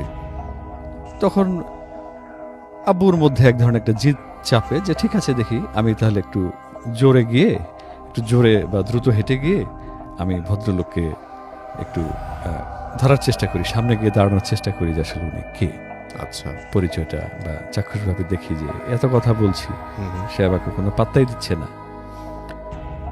তো যাই হোক, আব্বা ওনার হাঁটার গতি বাড়ান, কিন্তু কোইন্সিডেন্টালি ওই ভদ্রলোকও ওই হাঁটার গতিটা, ভদ্রলোক আগের দিনে উনি বাড়াচ্ছেন কিনা বোঝা যায় না, কিন্তু আব্বু দূরত্বটা কোনোভাবেই, ব্যবধানটা কমাতে পারেন না। একটা নির্দিষ্ট দূরত্বেই ওই ভদ্রলোক হাঁটতে থাকেন। আচ্ছা। তো কিছু দূর গিয়েই আমাদের গ্রামের বলা ঠিক না, আসলে ওটা আমার নানার বাবার ওয়াকফ করে দেওয়া একটা বিশাল গোরস্থান আমাদের, ওটা আমাদের পারিবারিক গোরস্থান হিসেবে ব্যবহার করা হয়। তো ওটা হাতের ডান পাশে পড়বে, আর হাতের বাম পাশে আমাদের বংশের দুই দাদা আছেন, আমাদের বংশেরই, ওনারা বাড়ি করেছেন, নতুন বাড়ি করেছেন। আগে যে পুরাতন ভিটে যেটা ছিল সেখান থেকে ওনারা ওইখানে গিয়ে নতুন বাড়ি করেছেন। তো যিনি হাঁটছিলেন উনি হাঁটতে হাঁটতে আব্বা ওনাকে আর ধরতে পারলেন না। তো ওই যিনি হাঁটছেন আগন্তুক উনি হাঁটতে হাঁটতে ওই নতুন যে বাড়ি করেছে আমার দুই দাদা ওখানে ঢুকে গেলেন। তো ঢুকে যাওয়ার পর আব্বা যথারীতি নর্মালি বাড়ি ফেরার পথে ওই দাদিদের সাথে দেখা করে কথা বলেই বাড়িতে যান। আর যেহেতু ওই লোকটা ওই বাড়িতে ঢুকে গেলেন, তো আব্বা যথারীতি ঢুকলেন, ঢুকে খোঁজাখুঁজি করলেন যে আশেপাশে কোথাও আছে কিনা দেখি, কারণ এত দ্রুত সময়ে কোনো ঘরে ঢুকে যাওয়া তার সম্ভব না। তো যাই হোক, আব্বা দুই দাদিকেই এই ঘটনা বলেন যে কোনো গেস্ট এসেছে নাকি কাকি, বা কোনো অতিথি এসেছে কিনা বাড়িতে এরকম দেখতে বা এরকম পোশাক পরা। তো দুই দাদি বললেন যে আসলেই না, এরকম কেউ আসেনি। তো বললো যে ঠিক আছে, তাহলে তুমি রাত হয়ে গেছে, খেয়ে যাও। তাব্বা বললো যে না কাকি, আমি চলে যাই, বাড়িতে গিয়ে খাবো। আমাদের বাড়ি রাফলি ওখান থেকে 300 মিটার হবে, 300 মিটার। তো আব্বা ওই দাদিদের কাছ থেকে বিদায় নিয়ে বাড়ি থেকে বের হবেন, ওই বাড়ি থেকে। তো বের হওয়ার সময় ওই লোক আবার স্কুল ঘরের সামন থেকে, মানে যেভাবে হাঁটা শুরু করেছিলেন, তো জাস্ট ওই বাড়ি থেকে আব্বাও বের হয়েছেন, ওই ভদ্রলোক আবার আব্বার সামনে সামনে হাঁটা শুরু করলেন। তখন আব্বা বলল যে কে? উনি কোনো কথা বললেন না। তো এইবার উনি একটু রেগেই গেছেন বা একটু ইগোতে লেগেছে হয়তো, জি, যে আমি এত সাহসী এলাকায়, আমার এত সাহসের সুনাম, যখন এই এলাকায় বাঘ থাকতো তখন চ্যালেঞ্জ করে আব্বা ওই জঙ্গলের ভিতর দিয়ে রাতে টর্চ লাইট ছাড়া পার হওয়ার রেকর্ড একমাত্র আব্বারই আছে। যখন বাঘে গ্রামের অনেকের গরু শিকার করে নিয়েছে গোয়ালঘর থেকে, আমাদের নিজেদের গরু নিয়েছে, আমার নানুদের গরু নিয়েছে, সেটা নিয়ে ওই তখন এতই জঙ্গল ছিল, আমরাও ছোটবেলায় দেখেছি, ওখানে গিয়ে আমরা ওই রাস্তা দিয়ে যেতাম না। কিন্তু আব্বা সেটা চ্যালেঞ্জ করে রাতে, গভীর রাতে টর্চ লাইট ছাড়া ওই জঙ্গলের রাস্তা পার হয়েছিলেন ওনার যখন এটা মুক্তিযুদ্ধের 1 বছর আগে 70-তে। এটা এলাকার মানুষই বলেছে, আমি শুনেছি। আচ্ছা। তো আর ওয়েল বিল্ড মানুষ আব্বা, যথেষ্ট সুগঠিত মানুষ, দৈহিক শক্তিও যথেষ্ট। তো কিন্তু ওই ভদ্রলোক কোনো পাত্তা দিচ্ছে না আব্বাকে, এবং প্রশ্নের কোনো জবাব দিচ্ছে না। তো আব্বা বলে ঠিক আছে, তুমি যেই হও, তোমাকে আমি ধরবই। তো আব্বা ওনার হাঁটার যে গতি, পেস বাড়ানোর চেষ্টা করেন, এবং বলতে গেলে এক ধরনের জগিং এর মতো করে দৌড়ি দেন ওনার পিছে পিছে। জি।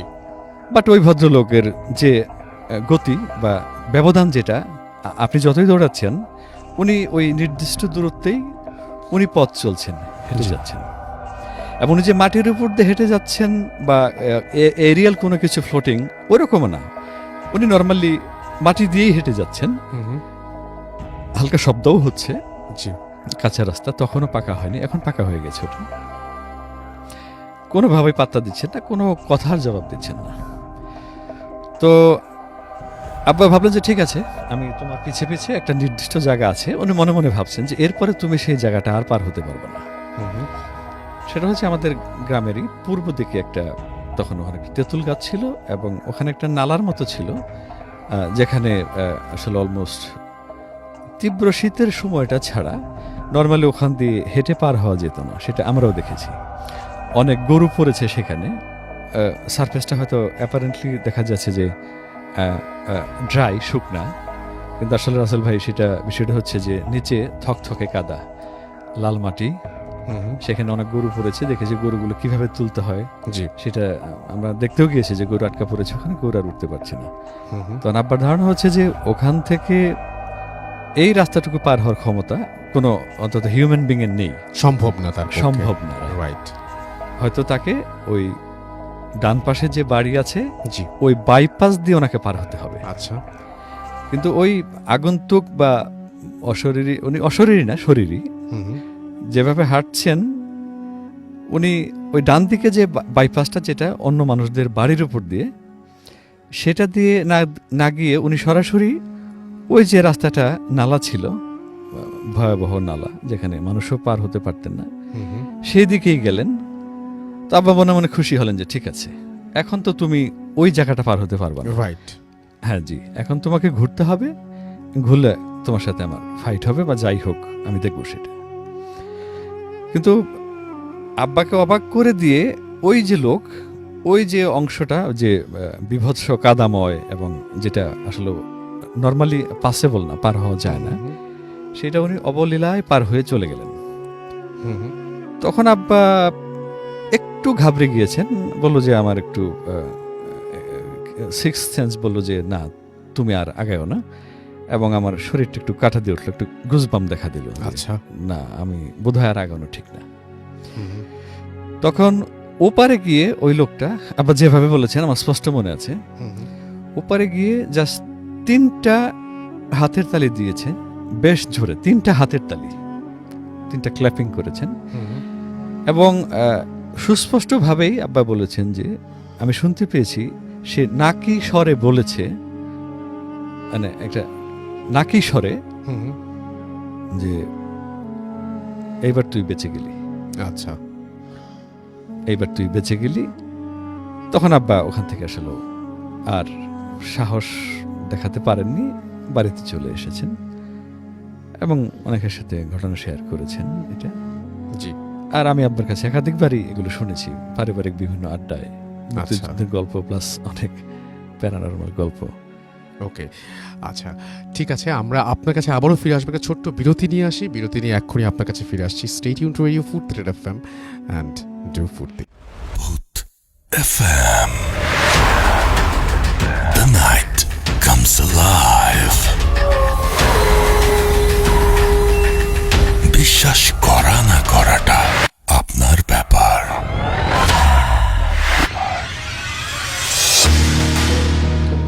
ওয়েলকাম ব্যাক, শুনছেন রেডিও ফুড থ্রেড এফএম। আমি রাসেল আছি সাথে এবং চলছে ভূত এফএম। আপনাদের সবাইকে আরও একবার স্বাগত জানাচ্ছি এবং আশা করছি যে আজকের যে ঘটনাগুলো, এই ঘটনাগুলো আপনাদের ভালো লাগছে এবং আপনারা সবসময় আমার সাথে আছেন। যেটা করবো সেটা হচ্ছে যে আরও একবার আপনাদের জানিয়ে দেবো যে আমাদের ইমেল অ্যাড্রেসটা হচ্ছে bhutfm@radiofurti.fm, which is bhwtfm@radio.fm। আপনার নাম, ঠিকানা এবং ফোন নাম্বার সহ আপনার জীবনে ঘটে যাওয়া বা আপনার জানা সেরা ঘটনা লিখে পাঠাতে পারেন আমাদের কাছে। ঘটনার শুরুতে অবশ্যই উল্লেখ করুন যে ঘটনাটি আপনি স্টুডিওতে এসে শেয়ার করতে চান, নাকি আপনি চান আপনার ঘটনা আমরা পড়ে শোনাই।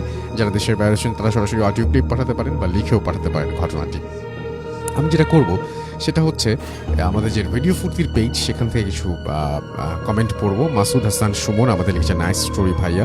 অন্তর হুসাইন আমাদের সাথে আছেন এবং টাঙ্গাইল থেকে তিনি আছেন আমাদের সঙ্গে। আমি আজকেও বলবো যে আপনারা যারা দেশের বাইরে রয়েছেন তারা কমেন্ট করার সাথে সাথে একটু আমাকে ইনবক্স করবেন, যাতে আপনাদের কথা আমরা বলতে পারি, কারণ এত কমেন্টের মধ্যে হারিয়ে যায়। আপনারা অনেক কষ্ট করে বিভিন্ন জায়গা থেকে অ্যাপ দিয়ে শোনেন, আপনাদের কথা একটু বলতেই চাই। আপনাদের কেমন লাগছে সেটাও আপনারা অবশ্যই জানাবেন। আর এমডি শাফরান আমাদের সাথে আছেন এবং ভূত এফএম শুনতে অনেক ভালো লাগছে লিখেছেন। অভিষেক বিশ্বাস আছেন যশোর থেকে। তারিন ইসলাম শোভন আমাদের সাথে, শাওন আমাদের সাথে আছেন, আমাদের সাথে আছেন রাকিব হোসেন জুয়েল। এছাড়াও আমাদের সাথে আছেন দেখতে পাচ্ছি সামিউল ইসলাম শাকিল, দারুণ ঘটনা আমাদের সাথে আছেন দেখতে পাচ্ছি তানভীর, এবং তারা 4জন মিলে শুনছেন। রাতুল রিহান আমাদের সাথে আছেন, আমাদের সাথে আছেন লিপন কুমার। দ্বিতীয় ঘটনাটি খুব ভালো লেগেছিল, আরও ভয় পেতে চাই, উত্তরা থেকে লিখেছেন তিনি। আমাদের সাথে বাইজিদ মণ্ডল সোহাগ আছেন, আমাদের সাথে আছেন দেখতে পাচ্ছি জুনায়েদ আল নাইম, গল্পটা সুন্দর ছিল। আমাদের সাথে আছেন প্রিন্স সজীব বরগুনা থেকে শুনছেন, আমাদের সাথে আছেন শরীফুল ইসলাম। এছাড়াও সাব্বির আহমেদ সাদাফ আমাদের সাথে আছেন, আমাদের সাথে আছেন তানভীর, আমাদের সাথে আছেন দেখতে পাচ্ছি এছাড়াও অনামিকা চৌধুরী, এবং আমাদের সাথে আছেন দেখতে পাচ্ছি এই মুহূর্তে অভিষেক বিশ্বাসের আমি পড়েছি এর আগেও। সুরাইয়া সুলতানা আমাদের সঙ্গে আছেন, চিটাগং থেকে শুনছেন তিনি। আবদুল্লাহ আল মামুন আমাদের সাথে আছেন এবং আজকে তিনিও শুনছেন আমাদের সাথে। অদৃশ্য চিরকুট আমাদের সঙ্গে আছেন, আমাদের সঙ্গে আছেন এস শিহাব খান স্যাম আছেন, তিনি বরিশাল থেকে। এছাড়াও মোহাম্মদ আব্দুল মোতাল্লিব চৌধুরী চট্টগ্রাম থেকে শুনছেন আমাদের। এমডি শুভ আহমেদ আমাদের সাথে আছেন এবং প্রথম স্টোরিটা তার কাছে ভালো লেগেছে। সামিউল শাকিল আমাদের সাথে আছেন, 1980 যে স্টোরিটা সেটা দারুণ ছিল। তানভীর মিক্স আমাদের সাথে আছেন, আমাদের সাথে আছেন দেখতে পাচ্ছি এমডি মেহেদি হাসান সানি। রকি শিকদার দুর্জয় আমাদের সাথে আছেন। রাতুল আমাদের সাথে আছেন সুমন পারভেজ, আমাদের সাথে আছেন দেখতে পাচ্ছি, এছাড়াও তানভীর হাসান, রিফাত সহ আরও অনেকে। থ্যাংক ইউ ভেরি মাচ যারা আমাদের সঙ্গে আছেন, এবং আশা করছি পুরোটা সময় আমাদের সঙ্গে থাকবেন। এখন যেটা করব সেটা হচ্ছে সরাসরি চলে যাব আমাদের দ্বিতীয় অতিথির কাছে। আপনার নামটা একটু আরও একবার বলবেন এবং তারপর আপনার দ্বিতীয় ঘটনায় যাব। আশা করছি তার ঘটনা আপনাদের ভালো লাগছে। জি জি, ধন্যবাদ রাসেল ভাই। আমি মোহাম্মদ কামরুজ্জামান জুয়েল, আমি ধানমন্ডি থেকে এসেছি। তো ভাই, আমার যে দ্বিতীয় যেটা আমি শেয়ার করব সেটাও আব্বুর সাথেই ঘটে যাওয়া জি ছোট্ট একটি ঘটনা, জি বাট এটা আব্বু নিজে এক্সপিরিয়েন্স করেছেন এবং আমাদের বলেছেন। তো গ্রামের যে বাজার আমাদের, জি গ্রামের বাজার থেকে বাজারঘাট বা ঔষধের দোকান এগুলো বন্ধ করে শেষ করে আসার পথে আমার নানু বাড়ি পড়ে। জি ইনফ্যাক্ট আমার আম্মু আমাদের মানে বংশেরই আর কি, মানে একই বংশের সম্পর্কে আমার বাবা মা কাজিন হন ওরা। জি তো একই গ্রামেই আমার নানার বাড়ি। তো আব্বু আসার পথে ভাবলেন যে ঠিক আছে, তাহলে আমি যেহেতু যাচ্ছি তাহলে একটু আমার শাশুড়ি মাকে দেখে যাই। আমার খালাম্মাও আছে একজন, যিনি আমাদের নানুর সাথেই থাকেন, একটু খোঁজ খবর নিয়ে যাই, যেহেতু আমার নানা মারা গিয়েছেন 77-এ। তো আব্বা ছেলের মতোই ছিলেন অনেকটা। জি তো আব্বা যখন নানুদের বাড়িতে ঢুকবেন, তো ঢুকে গিয়েছেন, এই সময় দেখতে পেলেন যে আমাদের সময়কার নানুরা তো এমনিতেই লম্বা ঘুমটা দিতেন, ইউজুয়ালি গ্রামের মহিলারা এখনো দেন। তো আব্বা দেখতে পেলেন যে স্পষ্টভাবেই যে ওনার শাশুড়ি মানে আমার নানু বদনা নিয়ে বাথরুমের দিকে যাচ্ছেন। আচ্ছা। তো বদনা নিয়ে বাথরুমে যাচ্ছেন, এই অবস্থায় তার কথা বলার দরকার নেই। তো আব্বু সরাসরি নানুদের ঘরে চলে আসেন। তো ঘরে এসে উনি প্রথমেই একটু অবাক হন, যেটা দেখেন যে আমার নানু তো হাম্মানদিস্তায় পান প্রসেস করছেন, মানে উনি পান ছেদছেন, যে উনি পান খাবেন আর কি। তো তখন আব্বু আমার খালামণি যিনি, তাকে বললেন যে মমতা, একটা জিনিস আমি বলি, এটা তুই আবার অন্যভাবে নিস না। আম্মা কি এখনই বাথরুমে গিয়েছিল নাকি? বলে যে না, মা তো অনেক সময় ধরে বাথরুমে যায় নাই, মা তো এইখানে খেলো, এখন যে আপনার সামনে তো পান প্রসেস করছে হাম্মানদিস্তায়, আপনি তো দেখতেই পাচ্ছেন। পরে খালামণি বলছে যে কেন দুলা ভাই, আপনি কি দেখছেন? বলে যে না, আমি তো, আমার চোখেও কোনো সমস্যা নেই, কোনো মানসিক সমস্যাও নেই, আমি তো আম্মুকে, আমার শাশুড়িকে দেখলাম যে বাথরুমের দিকে যাচ্ছেন। পরে খালা বলছে না, এটা তো হতেই পারে না, কারণ মা তো আমার সামনেই বসা, আমি তো খাবার দাবার রেডি করে দিলাম, পান সুপারি বা জর্দা যা যা খায় এগুলো এগিয়ে দিলাম, উনি তো নিজেই নিজের মতো করে হাম্মানদিস্তায় প্রসেস করে সেটা উনি খাচ্ছেন, এটা তো আপনি চোখের সামনেই দেখতে পাচ্ছেন। তো এইটা একটা বিষয় যেটা ব্যাখ্যা আব্বু কোনোদিনই পান নাই। আর কিছুদিন আগে রাসেল ভাই, আমি নানুদের বাড়িতে গিয়েছিলাম কিছুদিন আগে। জি। তো ওখানে একটা ঘটনা ঘটেছে কিছুদিন আগে, সামওয়ান কমিট সুইসাইড। আচ্ছা। ফাঁসি দিয়েই মারা গিয়েছে, ওনাদের একদম চৌহদ্দির মধ্যেই আর কি। জি। তো আমি তো খালাদের সাথে খুব দুষ্টামি করি যে, খালা তোমরা কিছু দেখো না? কয় তুমি কি বলতে চাও? আচ্ছা। আমি বললাম না, আমরা যতটুকু ছোটকাল থেকে তো তোমরাই বলছো যে অতৃপ্ত আত্মা যেগুলো, এগুলো তো সৃষ্টিকর্তা কখনো ফেরত নেন না, এগুলো তো ইহজগতে এদিক সেদিক ঘোরাঘুরি করে, অতৃপ্ত হয়ে হন্যে হয়ে এই চতুর্দিকে একটা নির্দিষ্ট পেরিফেরির মধ্যেই থাকে। জি। কয় দেখতে চাও? আমি বললাম না, দেখার মতো হয়তো শক্তি বা সাহস কোনোটাই আমার নাই। জি। পরে আমাকে বললো যে তুমি যদি দেখতে চাও, তুমি আজকে রাতে তাহলে আমাদের বাড়িতে থেকে আজকেও দেখতে পারবা। আমি বললাম কেন, এটা কি তোমরা এরকম জিনিস কি ডেইলি দেখো? কয় হ্যাঁ, আমরা তো ডেইলি দেখি। যে কিরকম? মানে একটা আব্বু যেটাকে দেখেছিলেন ওই আমার নানির প্রতিমূর্তি রূপে, আসলে এই মহিলাটা এখনো প্রতি রাতেই ওই ভিটায় দেখা যায়, মানে এই বাড়ির একটা নির্দিষ্ট জায়গায় জি ওনাকে প্রতিদিনই দেখা যায়। আমার যে খালু আছেন ওখানে, উনিও আমাকে বললেন যে হ্যাঁ, এটা তো আমি প্রতিদিনই দেখি। আমি বললাম, খালু যান, আপনি ভয় পান না? বলে যে না, আমি তো কোন তরিকার লোক তুমি জানোই, আমি তো এগুলো ভয় পাই না। জি তো খালা বলে যে গত রাতেও তো ওখানে বদনা নিয়ে বসেছিল, গত রাতেও ওই বুড়ি তো বদনা নিয়ে এখানে বসেছিল, অথচ এই বাড়িতে তো বৃদ্ধা মহিলা নেই, অনেক দিন হয়ে গেছে, সেটা আমি নিজেই জানি। বলে তুমি যদি দেখতে চাও তাহলে আমাদের এখানে থাকো, তুমি রাতে জানলা খুলে দেখতে পারবা, ওই যে ওই জায়গায় বসে থাকে। খালা বললো যে টর্চ ধরো, আমি টর্চ ধরলাম একটা নির্দিষ্ট দিকে, বললো যে ওই জায়গায়তে বসে থাকে। আমি বললাম, তোমাদের কোনো ভয় ভীতি বা ক্ষতি? কয় না, এটা তো আসলে বহুদিন ধরেই আছে।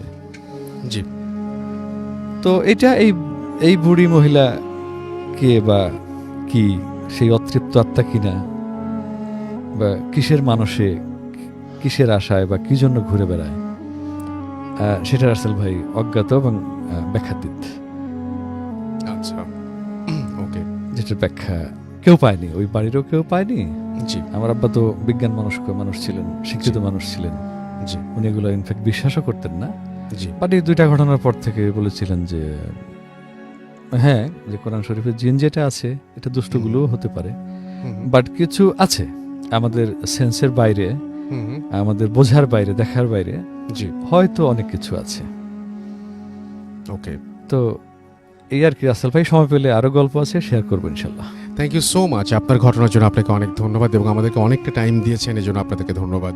দুজনকে অনেক অনেক ধন্যবাদ এবং আশা করছি আপনারাও অনেক এনজয় করেছেন। আমরা একটা অডিও ক্লিপে যাব এবং তারপরে আবারও ফিরে আসবো আমাদের ঘটনায়। আশা করছি যে আমাদের ঘটনাগুলো আপনাদের ভালো লাগছে। ইন দ্য মিন টাইম আপনারা আমাদের লিখতে পারেন। আমাদের ইমেল অ্যাড্রেস হচ্ছে bhutfm@radiofurti.fm, which is BHWTFM@radioFORTA.fm। আপনার নাম, ঠিকানা এবং ফোন নাম্বার সহ আপনার জীবনে ঘটে যাওয়া, আপনার জানা সেরা ঘটনা লিখে পাঠিয়ে দিন আমাদের কাছে। ঘটনার শুরুতে অবশ্যই উল্লেখ করুন যে ঘটনাটি আপনি স্টুডিওতে এসে শেয়ার করতে চান, নাকি আপনি চান আপনার ঘটনা আমরা পড়ে শোনাই। যারা দেশের বাইরে রয়েছেন তারা সরাসরি অডিও ক্লিপ পাঠাতে পারেন বা লিখেও পাঠাতে পারেন ঘটনাটি। আমাদের ফেসবুক পেজের অ্যাড্রেস হচ্ছে www.facebook.com/radio.furti and www.facebook.com/bhutfm.russell। একটা ছোট্ট বিরতি নেব, বিরতির পরে আবারও ফিরে আসবো। বিরতি ঠিক না, এখানে একটা অডিও ক্লিপ শুনবো আমরা, তারপরে আবারও ফিরে আসবো। সেই পর্যন্ত আমাদের সঙ্গে থাকুন। স্টে টিউনড টু রেডিও ফুর্তি FM and do Furti. Bhoot FM. The night comes alive. বিশ্বাস করা না করাটা আপনার ব্যাপার।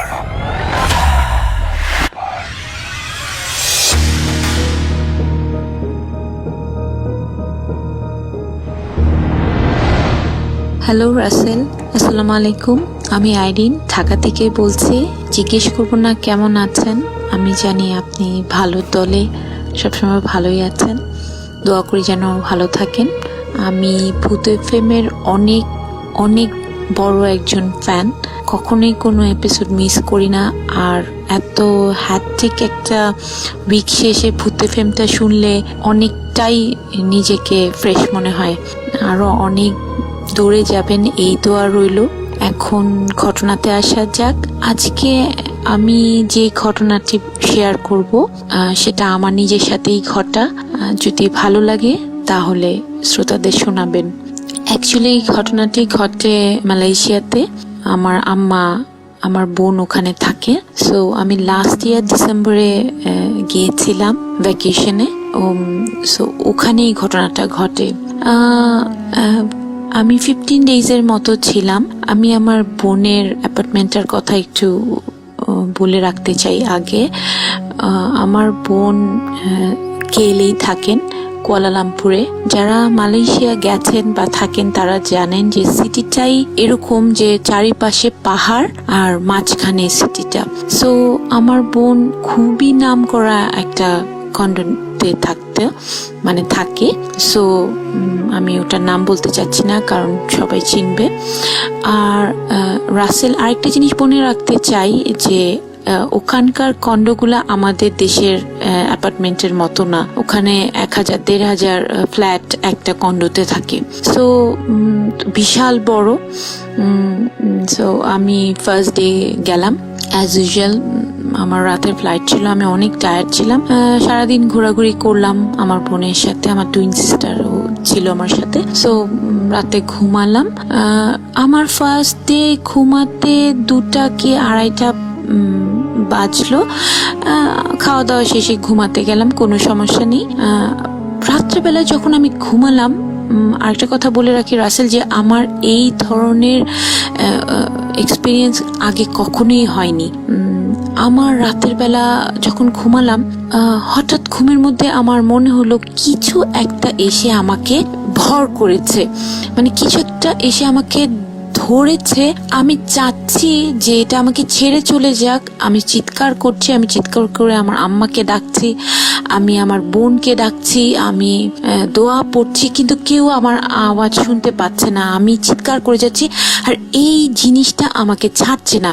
আমি বলে বোঝাতে পারবো না তখন আমি কিরকম ফিল করেছি। দেন আমি বলতে পারবো না এটা কখন আমাকে ছেড়ে চলে গেছে। আমি ঘুমিয়ে গেছি। তারপরে সকালবেলা আমি উঠলাম, উঠে আমার আম্মাকে শেয়ার করলাম যে আম্মা রাতের বেলা আমার সাথে এরকম হয়েছে। আম্মা আমার কিছু বলে না, চুপ করে আছে। আমি বললাম আম্মা আমার কখনো এরকম হয়নি, কখনোই না, এটাই ফার্স্ট টাইম। কেন এরকম হলো? আম্মা বলে যে তুমি রাতের বেলা ঘুমানোর সময় শরীর বন্ধ করে দোয়াটা পড়ে শুভ। আমি বললাম ওকে ফাইন। দেন পরের দিন আমরা সবাই আমার সিস্টার সহকারে ঘুরতে বের হলাম। সারাদিন ঘুরলাম, টায়ার্ড ছিলাম। রাতের বেলা আসলাম, খাওয়া দাওয়া করে ঘুমাতে ঘুমাতে 2টা কি 2:30 বাজে। সেম রাসেল 2:30 বাজে, কিছুই নেই, আমরা ঘুমাবো। 3টা পৌনে 3টা হঠাৎ কোথা থেকে এত কান্না কুকুরের। কুকুর কিরকম করে কান্না করছে আমি কিভাবে বলবো। কেউ মানে অন্য আরেকটা কুকুর মরে গেলে যেরকম টেনে টেনে কুকুর কান্না করে, মনে হচ্ছে 10-12টা কুকুর একবারে কান্না করছে। তো আমি আমার বোনকে বললাম, এমনিও তো আমরা একটা মানে কুসংস্কার বিশ্বাস করি যে কুকুরের কান্না ভালো না, কেউ মারা যাওয়ার আগে কুকুর কান্না করে এরকম জানি বা শুনেছি। তো আমি বললাম এত কান্না করে কুকুর কেন?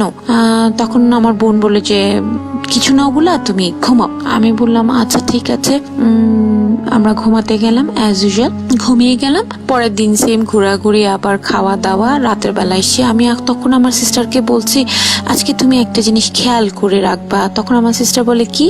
আমি বললাম দেখবা যে কুকুরের কান্নাটা না শুরু হয় 3টার পরের থেকে, লাইক ঘড়ির কাঁটা 2টা বাজলে কোনো আওয়াজ নেই, 2:30-তে নাই, পৌনে 3টা সেটা তখনও হয় না। ঠিক যখন ঘড়ির কাঁটা 3টা তখন সেই কুকুরের কান্না শুরু হয়। সেম রাসেল মানে থার্ড ডেতে এই আবার এই রাত 3টা কান্না, কুকুরের কান্না। আর রাসেল একটা কথা বলে রাখা ভালো, আমার বোনের এই অ্যাপার্টমেন্টের নিচে একটা বড় কালী মন্দির আছে।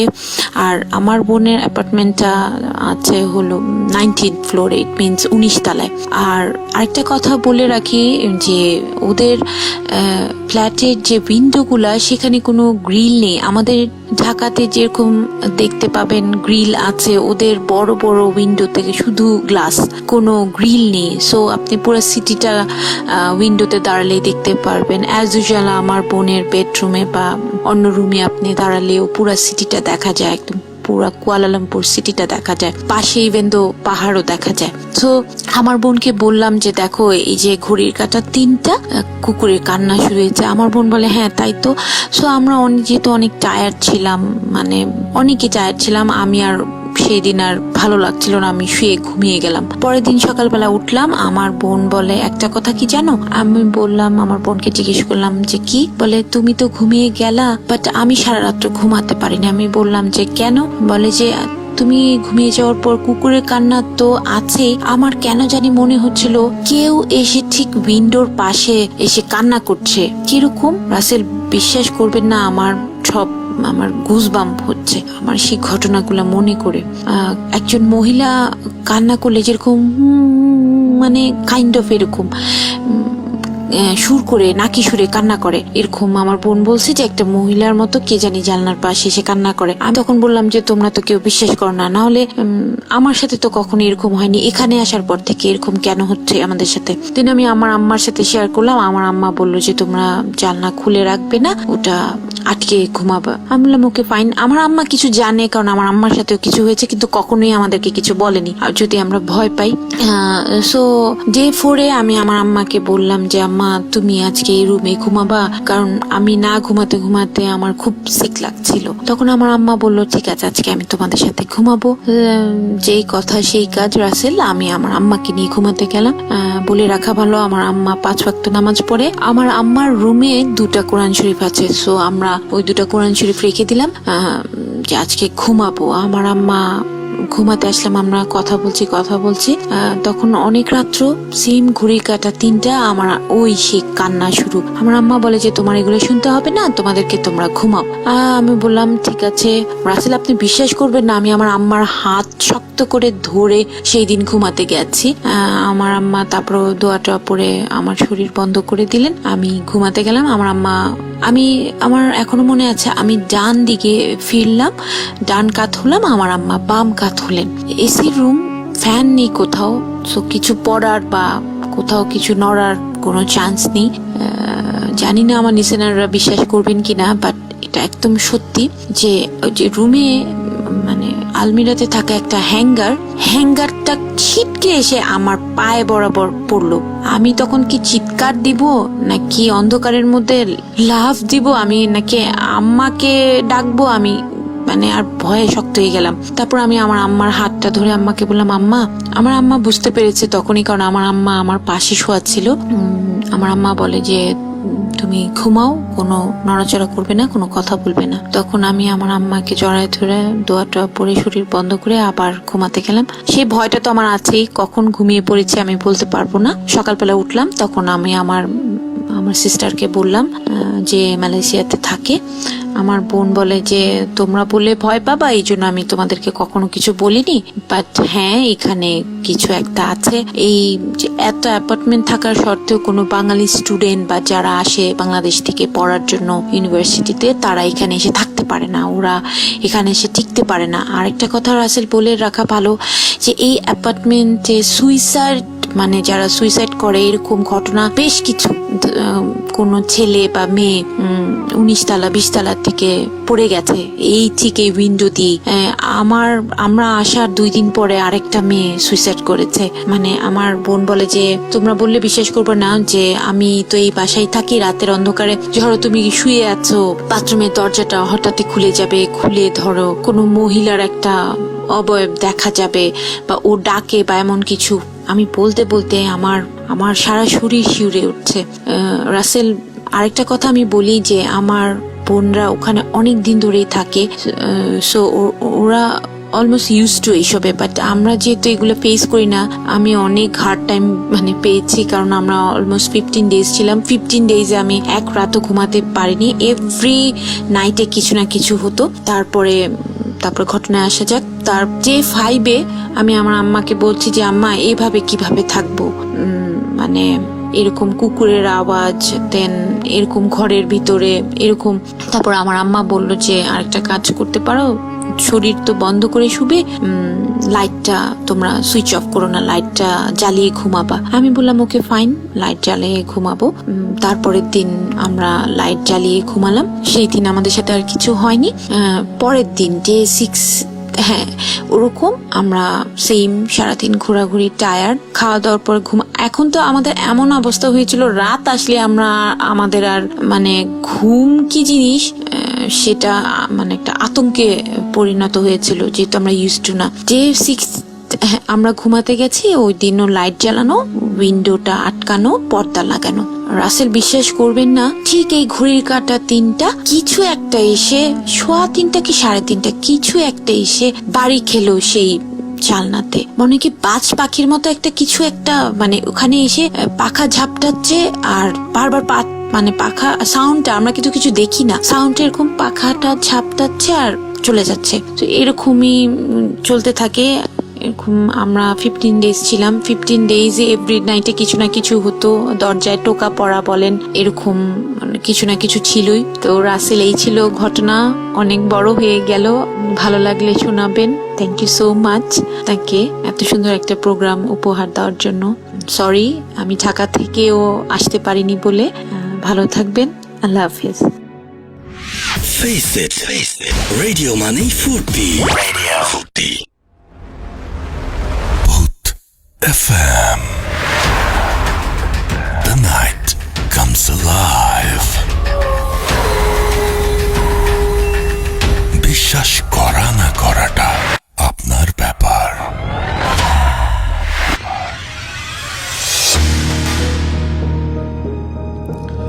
ওয়েলকাম ব্যাক, শুনছেন রেডিও ফুর্তি এফএম। আমি রাসেল আছি সাথে, এবং আজকের অতিথিরা আমার সঙ্গে আছেন। আমি এখন যেটা করব সেটা হচ্ছে সরাসরি চলে যাব আমাদের নতুন একজন অতিথি আছেন। একটু একটা অডিও ক্লিপ শুনছিলাম, এখন চলে যাব আমাদের নতুন অতিথি যিনি হাফেজ মাইনুদ্দিন সাহেব। হাফেজ মাইনুদ্দিন ভাই আমাদের সঙ্গে আছেন। আমরা তার ঘটনা শুনে আসব, এবং তিনি একটা চমৎকার ঘটনা নিয়ে আজকে আমাদের মাঝে উপস্থিত হয়েছেন। আশা করছি যে এই ঘটনাটি আপনাদের সবার ভালো লাগবে। এবং তারপরে আমি চেক করব আমাদের যে ফেসবুকে আপনারা যারা লিখছেন সেইগুলো। আপাতত একটা ঘটনা যাচ্ছে। স্টে টিউনড রেডিও ফুর্তি এফএম। চলুন শুনে আসি আমাদের হাফেজ মাইনুদ্দিন ভাই কি বলেন। জি, আসসালামু আলাইকুম। ওয়ালাইকুম সালাম। ঘটনাটা আমি শেয়ার করতেছি ঢাকা এবং একটি গ্রামেরই। জি, সেটা আমাদের ঢাকা থেকে লালবাগেরই। এখান থেকে বিক্রমপুর ষোলগড়ে একটি বিয়ে বাড়িতে যাওয়া হয় অনুষ্ঠানে। তো সেখানে ঢাকার মানুষ গিয়েছে, তো সেখানে বিয়ে অনুষ্ঠানটাতে রাত থাকা হলো। তো সেই রাত্রিবেলাতে যখন বিয়ে বাড়ির মানুষগুলো খাওয়া দাওয়া করতেছিল, তো সেখানে শান্তা নামক একটি মহিলা, তো উনি যখন খাওয়া দাওয়া করতেছে, ওনার পায়ের কাছে নিচে একটি সাপ দেখতে পায়। জি, এবং সাপটা এমনভাবে ফোনা তুলে তার দিকে তাকিয়েছিল, সে দেখা মাত্র সে যে একটা চিৎকার করবে, সে চিৎকারটা করতে পারেনি। কেননা দেখার সাথে সাথে সে এরকম বলল যে চোখ থেকে তার একটি আলোক ঝলক মারিয়ে দিল। জি, সে এরকম আলোক রশ্মি দেখার পরেই সেখানে সে জ্ঞান হারিয়ে ফেলে। তখন সেই মানুষগুলো বিয়ে বাড়ির তাকে ধরে নিয়ে বিছানায় নিয়ে গেল। সেখানে একজন বৃদ্ধ মহিলা ছিল, বয়স্ক, উনি একটু ঝাড়ফুঁক করে দিল। সেই ঝাড়ফুঁক করাতে সে আরো বিগড়ে গেল, খুব রাগান্বিত করে দিল, খুব রাগারাগি করতে লাগলো যে সব ঘর থেকে বের হয়ে যায়, আমাকে একা থাকতে দিই। সে এমন আচরণ দেখে তখন সবাই বলল ঠিক আছে, ও বিশ্রাম করুক, আমরা বাইরে চলে যাই। ওনাকে ঘরের মধ্যে ঘুম পাড়িয়ে দিল এবং সবাই চলে গেল অনুষ্ঠানে। তো কিছুক্ষণ পর সেই শান্তা মেয়েটার ছোট বোন ঘরে যখন প্রবেশ করে, তখন সেই ছোট্ট মেয়েটা দেখে যে তার বোনের মাথার কাছের সামনে সেই সাপ বসে আছে, এবং তার সাপের মাথাটা ওই মহিলার কপালের মধ্যে ঘষাঘষি চলতেছিল, ঘষাঘষি করতেছে। এটা দেখে ছোট মেয়েটা চিৎকার দিল সাপ বলে। জি, তখন সবাই চলে আসলো, এসে দেখে যে সাপটা নেই। জি, সবাই খুঁজতে লাগলো, কিন্তু যে নাকি ঘুমিয়ে আছে শান্তা, চোখ বন্ধ করে ঘুমিয়েছে, কিন্তু ঘুম চোখে বলতেছে, এই তোরা সব ঘর থেকে বের হ, আমাকে একা থাকতে দে, আমি একা থাকবো, আমাকে বিরক্ত করবি না, ওর কথায় তোরা কান দিবি না, তোরা সব বের হয়ে যা, আমি একাই থাকবো। এমন আচরণ দেখে সেই গ্রামের মানুষগুলো বলতেছে যে আচরণ তো ভালো দেখা যাচ্ছে না, অবশ্যই তাকে কোনো কিছু ধরেছে। তখন বলছে তোমরা কালকে ঢাকায় যেও, ঢাকায় গিয়ে একটা চিকিৎসা নিয়ে নাও।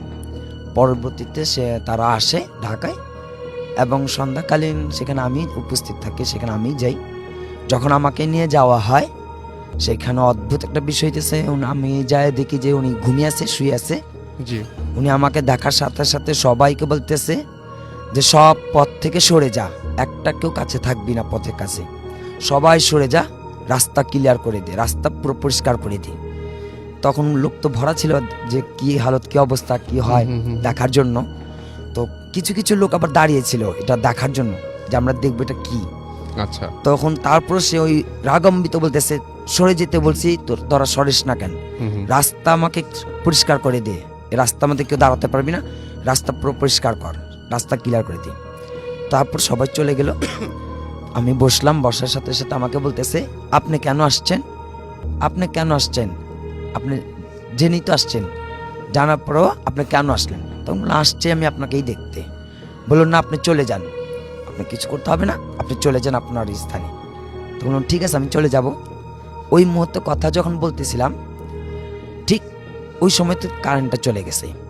যখন অন্ধকার হয়ে গেল তখন আমি তার মুখ যেটা অবয়বের মধ্যে দেখতে পেলাম একেবারে পুরো সাপ, এবং তার সাপের যে ছাপগুলো থাকে সেই রকম পুরোপুরি একটা সাপের মুখোশের মতো, পুরো সাপের মতো। দেখে আমি তো অদ্ভুত হলাম, যেটা তো সাপ জিন। এবং কি এই জিনিসটাকে, এই বিষয়টা দেখার পরেই আবার কারেন্ট চলে আসলো। তো সেটা আমরা খেয়াল করি না বা ইয়া করিনি, যেটা কি কারেন্টকে জিনই বন্ধ করেছে না বিদ্যুৎ চলে গেছে সেটা আমরা কিছু বলিনি। কিন্তু আমি এইটুকু দেখার পরে তাদেরকে বললাম যে একটা জিন তাকে ধরেছে, সেটা হইতেছে সাপ জিন। এই জিনটা সাপ ধারণ করতে পারে এবং সেটা অবশ্যই শক্তিশালী, ভয়ঙ্কর। তো উনি এই মুহূর্তে হাসতেছিল, খুব হাসে, আবার আমাদের সাথে কাঁদে। এবং তাকে আমি বললাম আপনি একটু উঠে বসেন, কথা বলবো। বলছে না, আমার তো ওঠার হুকুম নেই, আমি শুয়েই থাকবো। আর আপনি চলে যান, আপনি কেন থাকতেছেন, আপনি থাকবেন না, আপনি চলে যান। বড়দেরকে বললাম এটা সাপ জিন ধরেছে, এটাকে আপনার খুব শক্তিশালী। তখন ওরা আবার একটা নাম বলেছিল যে এটাকে মনাসা বলে যে তাহলে ওর কে মনাসা ধরেছে। তো বললাম দেখেন এটা আমি মনাসা বুঝি না, তবে এটা সাপ জিন। এরপর আমি সেখানে একটু কোরআন তেলাওয়াত করি যখন, তখন সে খুব আরও রাগান্বিত হয়ে যায় এবং সে বলে দেখেন একটু পরে কোনো লাভ নেই, আপনি চলে যান, আমি থাকবো। তখন বলছি ঠিক আছে আমি চলে যাচ্ছি, আজকে রাত্রে আপনি আমার সাথে দেখা করবেন। তো আমি ওনাকে চুকি বলে আসছি যে আজকে কিছু করব না, আমি আগামীকাল মানে শনিবার দিন আমি বলে আসছি, শনিবার দিন আমি ঠিক করব। কিন্তু সেটা যখন আমি বলে আসছি যে আপনি আমার সাথে দেখা করবেন, মানে কালকে ঠিক করবেন, হ্যাঁ, তাই তো? আগামীকাল করব। কিন্তু যখন বলে আসছি ওদেরকে যে আমি চলে যাচ্ছি, আপনি আমার সাথে রাতে দেখা করবেন, এখনো পর্যন্ত সে আমার সাথে, এখন মনে হয় যখন আমি এখানে আসলাম বা আমার এলাকাতেও যখন ছিলাম, মনে হচ্ছে আমার পেছনেই সে আছে। আপনি বলছিলেন যে আপনি যখন এখানে আসেন তখন আপনার মনে হচ্ছিল যে আপনাকে কেউ পিছন থেকে ফলো করছে, আমি এরকম যখন কিছু সিঁড়ি একটা। উঠতেছি জি, তখন আমার ওই জিনিসটাই যে আমি যে বলে আসছি যে আপনি আমার সাথে রাতে দেখা করবেন, তো এখনো যখন উঠে আসতেছিলাম এই ইয়াতে অফিসে, জি, তখনও দেখতেছি যে আমার পেছনে পেছনে পেছনে কেউ আসতেছে। আচ্ছা। তো এখনো পর্যন্ত আমার কাছে এই অনুভূতিটা লাগতেছে যে আমার সাথী আছে। আগামীকাল বোঝা যাবে এটা আমি কতটুকু কি করতে পারবো ইনশাআল্লাহ। ওকে, তাহলে কি আমরা নেক্সট উইকে শুনতে পারবো? আমরা নেক্সট শুক্রবার নিশ্চয়ই আমরা জানতে পারবো যে আপনি কিভাবে কি করলেন।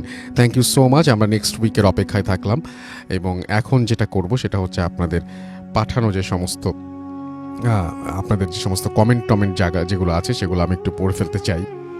এবং আমাদের এখানে অনেকেই লিখছেন, আমাদের যে আমাদের যে পেজটা রয়েছে সেই পেজে অনেকেই লিখছেন এবং সেই একই সাথে আমাদের ইনবক্স করছেন। আমি বলেছিলাম যে আপনারা যারা দেশের বাইরে থাকেন তারা কাইন্ডলি একটু ইনবক্স করবেন এবং আপনারা যারা দেশে থাকেন তারা কাইন্ডলি কিছুক্ষণের জন্য হলেও তাদের একটু সুযোগ দিবেন। আমি যেটা করব সেটা হচ্ছে কিছু কমেন্ট পড়ে ফেলবো এখন আমাদের ভূত এফএমের পেজ থেকে। এবং এখানে দেখতে পাচ্ছি আল শাহরিয়ার আমাদের আছেন, বগুড়া থেকে শুনছেন। এমডি রুবেল হোসেন রাজশাহী থেকে শুনছেন। রাতুল আমাদের সাথে আছেন। রিকি আহমেদ মুন্না আছেন আমাদের সঙ্গে, শুনছেন দক্ষিণ খান থেকে। এছাড়াও জায়ান ইসলাম সাইফ আমাদের সাথে আছেন। আদিত্য রায় আমাদের সাথে আছেন। তরুণ দাস, সম্রাট আমাদের সাথে আছেন। আমাদের সাথে আছেন সাইফুল্লাহ শিবলু। এছাড়াও আরিফ মাহমুদ আমাদের সাথে আছেন।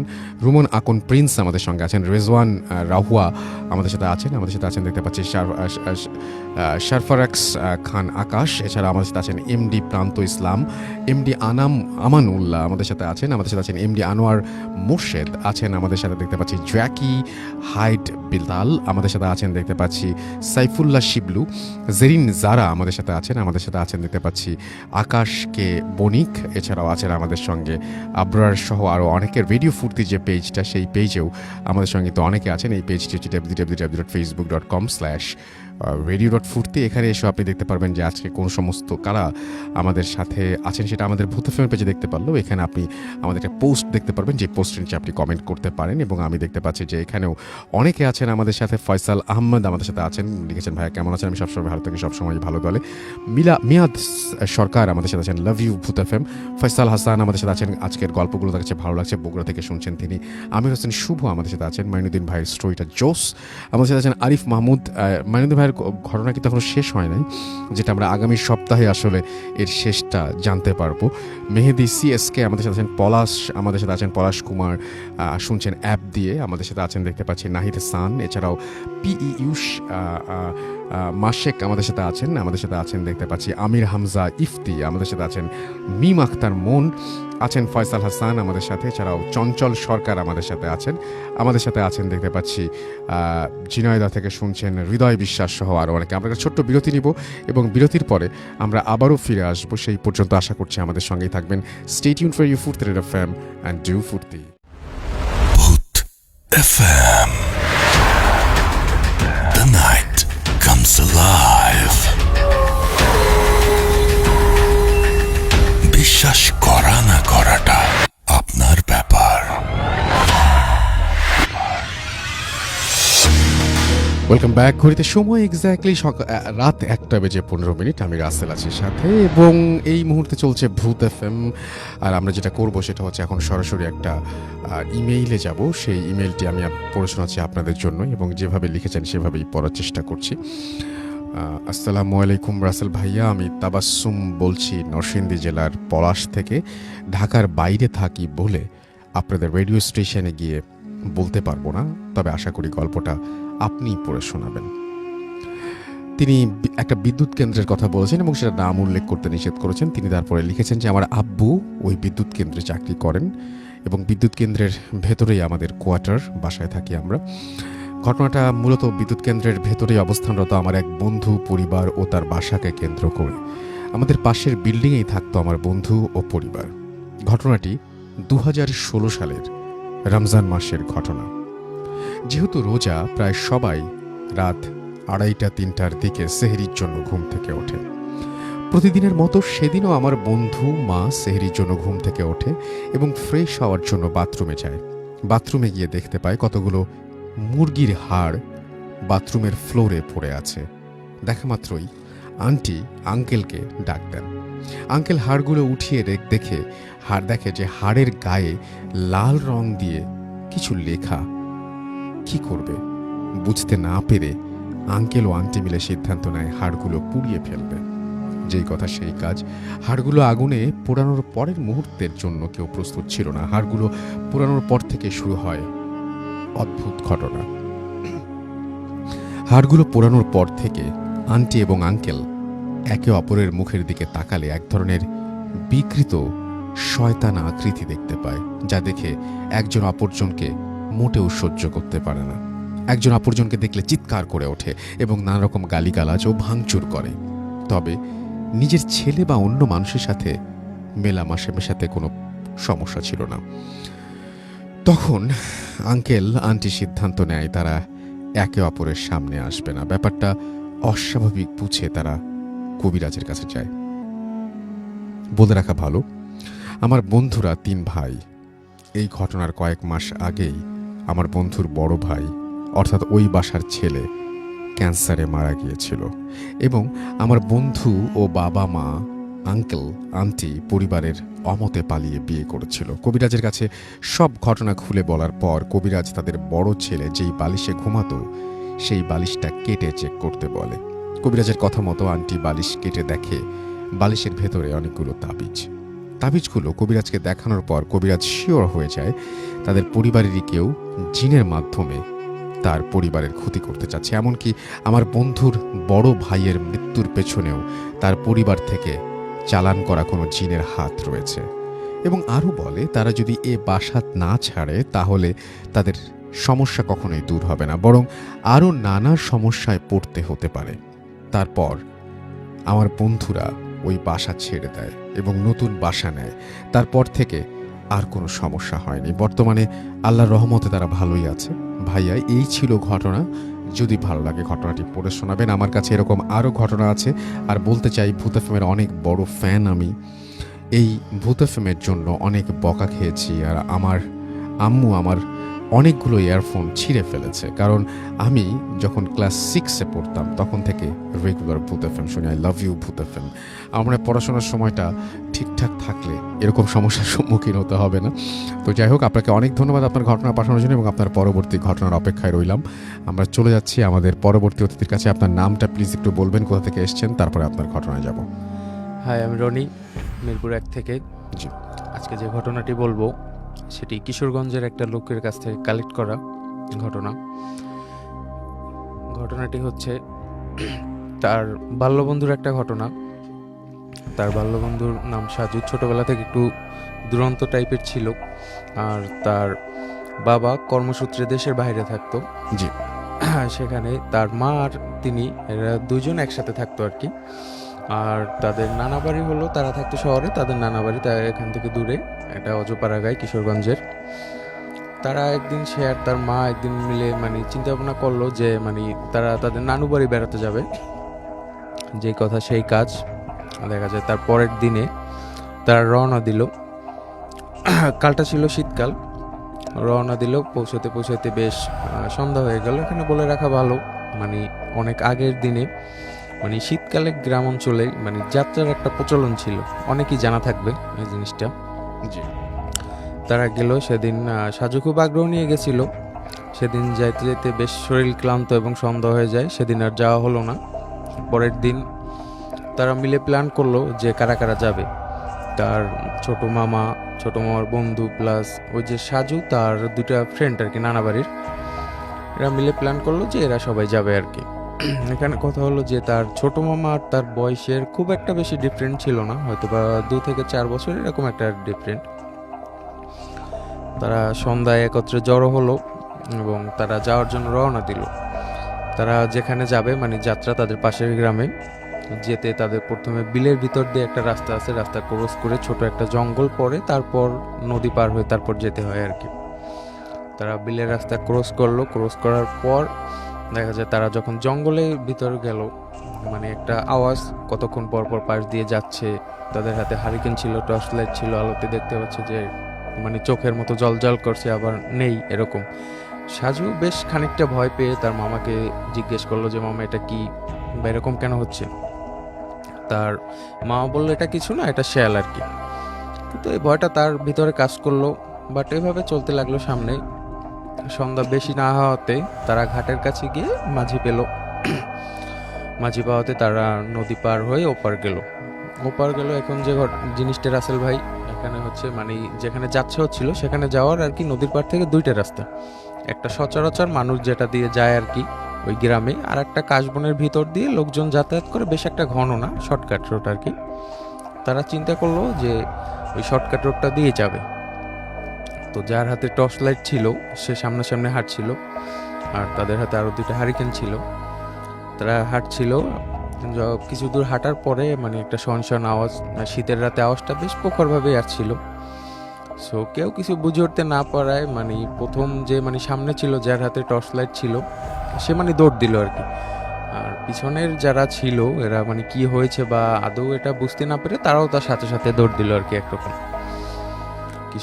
কিছুক্ষণ দৌড়ানোর পরে তারা যেখানে যাচ্ছিল মানে যেখানে যাত্রা সেখানে পৌঁছে যাওয়ার পর তারা মানে যাত্রা শুরু হওয়াতে তারা পিছনে যে দৌড় দিছে বা এরকম কিছু একটা, এই জিনিসটা আর কি আদৌ ভুলে গেছিল। তারা ভিতরে ঢুকলো। কিছুক্ষণ পরে মানে যাত্রা দেখা শুরু করলো। যাত্রা দেখার অনেকক্ষণ পরে দেখা যায় যে কোনো একটা গ্যাঞ্জামের কারণে ওদিনকার মতো যাত্রাটা ওখানেই বন্ধ হয়ে যায়। বন্ধ হয়ে যাওয়ার পর তারা সবাই মিলে সিদ্ধান্ত নিল যে এখন বাড়ি যাওয়া দরকার।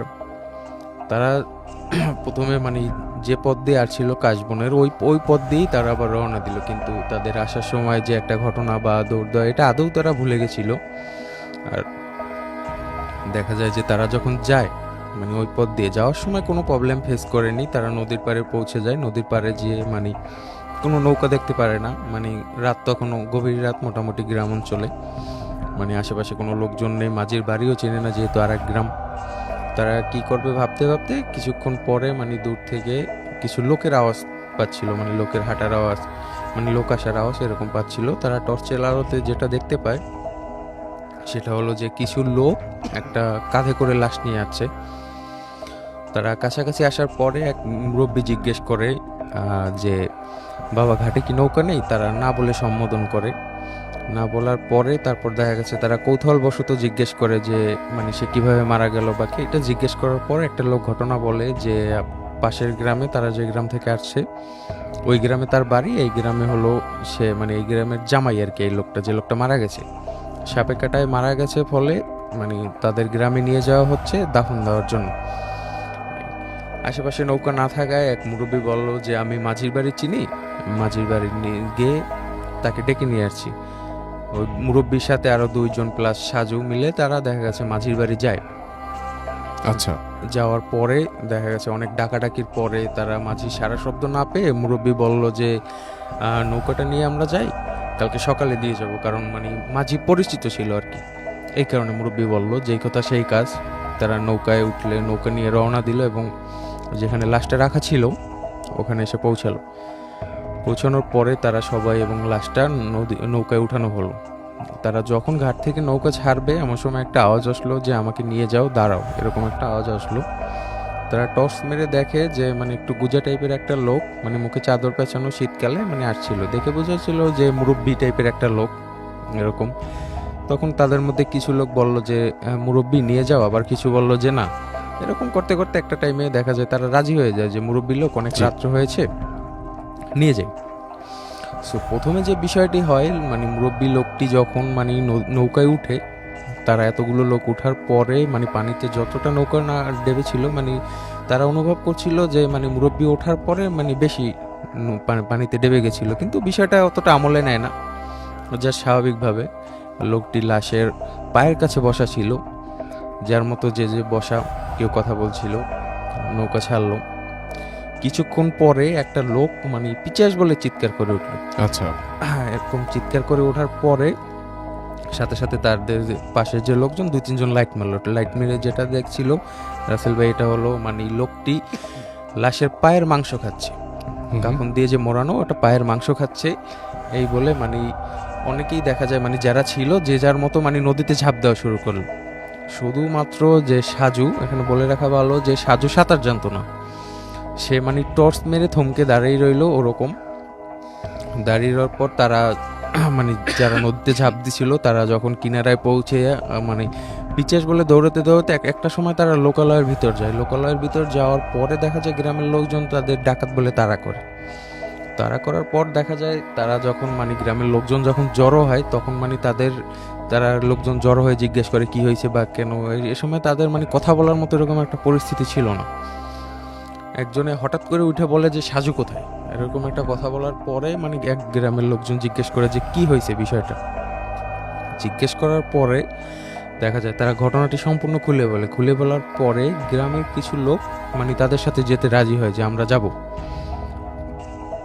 গ্রামের কিছু লোক প্লাস তারা মিলে দেখা যায় যে যায় নদীর পারে তারা যেখানে এক্সাক্ট যে ঠিকানাটা বলছিল মানে যে এখান দিয়ে আমরা করছি, কিন্তু আশেপাশে কোথাও কোনো নৌকা নেই। অনেক খোঁজাখুঁজির পরে দেখা যায় একটা কিনারায় অনেক দূরে, বেশ কিছু দূর নৌকাটার সন্ধান পায়। এখানে বিষয় হচ্ছে যে মানে নৌকা মানে নদীর এপার ওপারের দূরত্ব খুব যে একটা বেশি সেরকমও না, আর নদীতে কোনো স্রোতও ছিল না যে নৌকা অত দূর যাবে বা এরকম কিছু একটা ছিল না।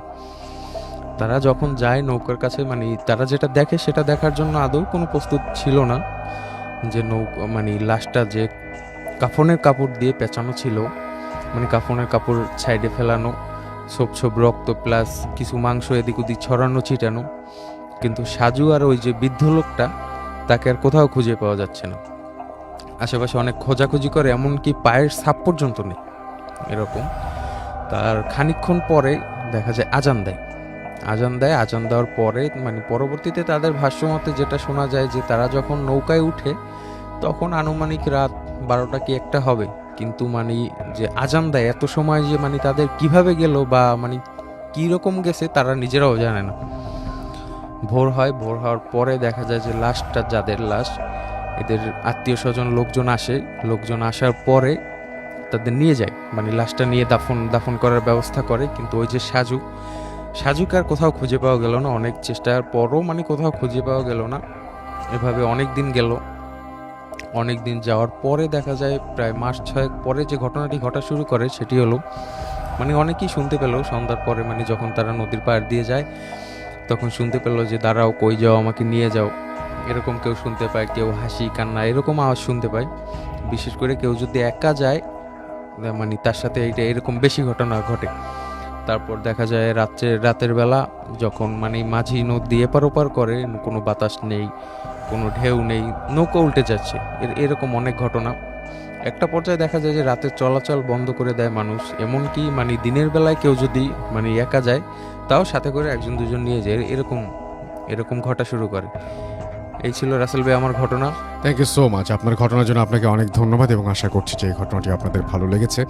আমি হচ্ছে অনেকেই আমাদের লিখছেন, তার মধ্যে যারা দেশের বাইরে থেকে লিখছেন তাদের মধ্যে আছেন দেখতে পাচ্ছি। আসসালামু আলাইকুম রাসেল ভাই, আমি শাহ আলম সাজ্জা দুবাই থেকে বলছি। 2011 সাল থেকে আমি ভূত এফএম শুনি। রেজু আসসালামু আলাইকুম ভাইয়া, আমি মালয়েশিয়া থেকে শুনছি। ওয়ালাইকুম সালাম সবাইকে। হাই ভাইয়া, এমডি তানজিন হুসাইন বাঁধন, মালয়েশিয়া কুয়ালালামপুর। তারপরে আছেন ইবদিতা ইসলাম ইপসি, তিনি লিখছেন যে listening from New York, I always wait to, আচ্ছা তিনি ভূত এফএম সবসময় শোনেন আর কি, সেটা লিখেছেন। হ্যালো ভাইয়া, I am Arnab from New York City, can't wait. আচ্ছা তিনি এভরি ফ্রাইডে, আচ্ছা রাত আমাদের এখানে যখন 12টা তখন তো ওখানে দুপুর, তো তিনি হচ্ছে 2টা থেকে অপেক্ষা করেন, দুপুর 2টা থেকে ভূত এফএম শোনার জন্য, এবং তিনি বলছেন যে best radio show ever. Thank you so much. আমাদের সাথে আছেন নাফিস ফুয়াদ খান।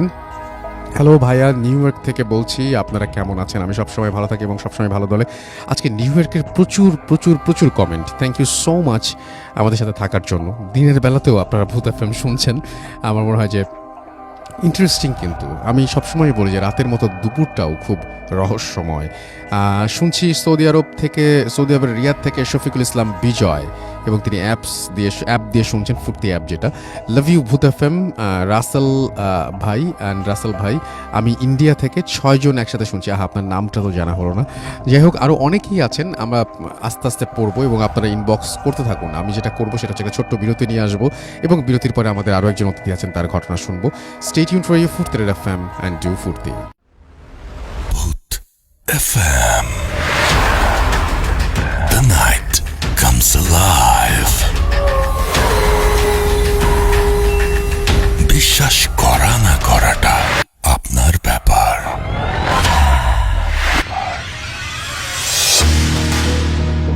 অফকোর্স বিশ্বাস করা বা না করাটা আপনার ব্যাপার। ইউর লিসনিং টু রেডিও ফুর্তি এফএম, আর আমি রাসেল আছি সাথে, আমার সাথে রয়েছেন আজকের অতিথিরা। আমরা চলে যাব আমাদের আজকে শেষ অতিথির কাছে। আপনার নামটা প্লিজ একটু বলবেন, কোথা থেকে এসেছেন সেটা বলবেন, তারপরে আপনার ঘটনা যাব। হ্যালো এভরিওয়ান, আমি ইনজামাম, এসছি ওল্ড ঢাকা থেকে। জি। আমি আমার ঘটনায় সরাসরি চলে যাচ্ছি। গত ঈদ উল ফিতরে আমি যখন এই যে ছুটিতে যখন বাড়িতে যাচ্ছি, আমার বাসা হোম ডিস্ট্রিক্ট নড়াইলে, তো অবশ্যই সেক্ষেত্রে যদি আমি মাওয়াঘাট দিয়ে যাই, গোপালগঞ্জের রোডটা আমার ক্রস করতে হবে, আমার ওই এরিয়াটা দিয়ে যাইতে হবে। তো আমি মাওয়াঘাট যখন পার হলাম সন্ধ্যাবেলায়, পার হওয়ার পরে আমি একটা মাইক্রোবাসে উঠলাম, যেটাকে কালনা পর্যন্ত যাই, কালনাঘাট পর্যন্ত। তো মাইক্রোতে ওঠার পরে আমি সামনে উঠলাম ড্রাইভারের বাম সাইডে।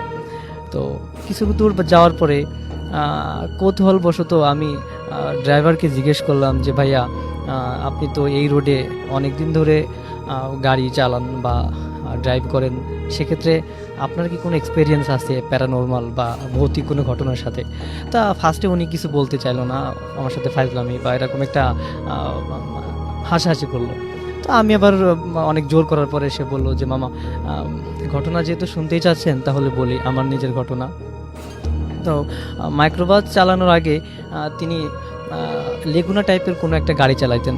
তো আমাকে বলল যে যখন আমি ওই লেগুনা চালাইতাম তখন একদিন হঠাৎ আমি রাত্রে যাত্রী সব নামিয়ে দিয়ে আমি বাসার দিকে যাচ্ছিলাম। তো কিছু দূর যাওয়ার পরে আমি দেখি সামনে আমার রোডের ভিতরেই সামনের দিকে অনেক কুয়াশা, গরমকাল থাকা সত্ত্বেও সেখানে অনেক কুয়াশা দেখতে পান। তো ওটা দেখে তিনি বিচলিত হন না, যেহেতু উনি আমাকে আগেই বলেছিল যে আমি অনেক সাহসী বা এরকম কিছু। তো উনি ওই কুয়াশার ভিতর দিয়ে গাড়িটা চালিয়ে দেওয়ার পরে উনি সামনে কিছু গাছগাছালি, বট গাছ টাইপের যে গাছগুলো থেকে ওইভাবে বড় বড় গাছ দেখতে পান। তো আবারও সাহসিকতার পরিচয় দিয়ে গাছের ভিতর দিয়ে গাড়ি চালিয়ে দেওয়ার চেষ্টা করে। তো কিছুক্ষণ পরে দেখে সব কিছু নর্মাল। আবার তিনি যখন ড্রাইভ করতে শুরু করেন, কিছুক্ষণ পরে আবার ওই রোডের উপর কিছু লাশ দেখতে পান, সাদা কাপড় দিয়ে জড়ানো এরকম টাইপের কিছু লাশ দেখতে পান। তা উনি আবার এবার একটু ভয় পেয়ে যান। ভয় যখন পান তখনই গাড়ি থেকে নেমে আশেপাশে হাঁটাহাঁটি করেন আর ভাবতে থাকেন যে আসলে আমি এখন কি করব, কি করা উচিত আমার। তো যে উনি যখন সব লাস্টে যখন ভাবেন যে আমি ওই লাশের উপর দিয়ে গাড়ি চালাবো, তো যখন গাড়িতে উঠে তখন আবারও আরেকবার ভাবে যে কি করব না করব। তো এক পর্যায়ে উনি লাশের উপর দিয়ে গাড়িটা চালিয়ে দেন। চালিয়ে দেওয়ার পরে উনি তখন আর কিছু জানেন না। তো সকালবেলা যখন হলো তখন উনি নিজেকে হসপিটালে বেডে আবিষ্কার করেন এবং সেখানে উনি ইনজুরির অবস্থায় ছিলেন।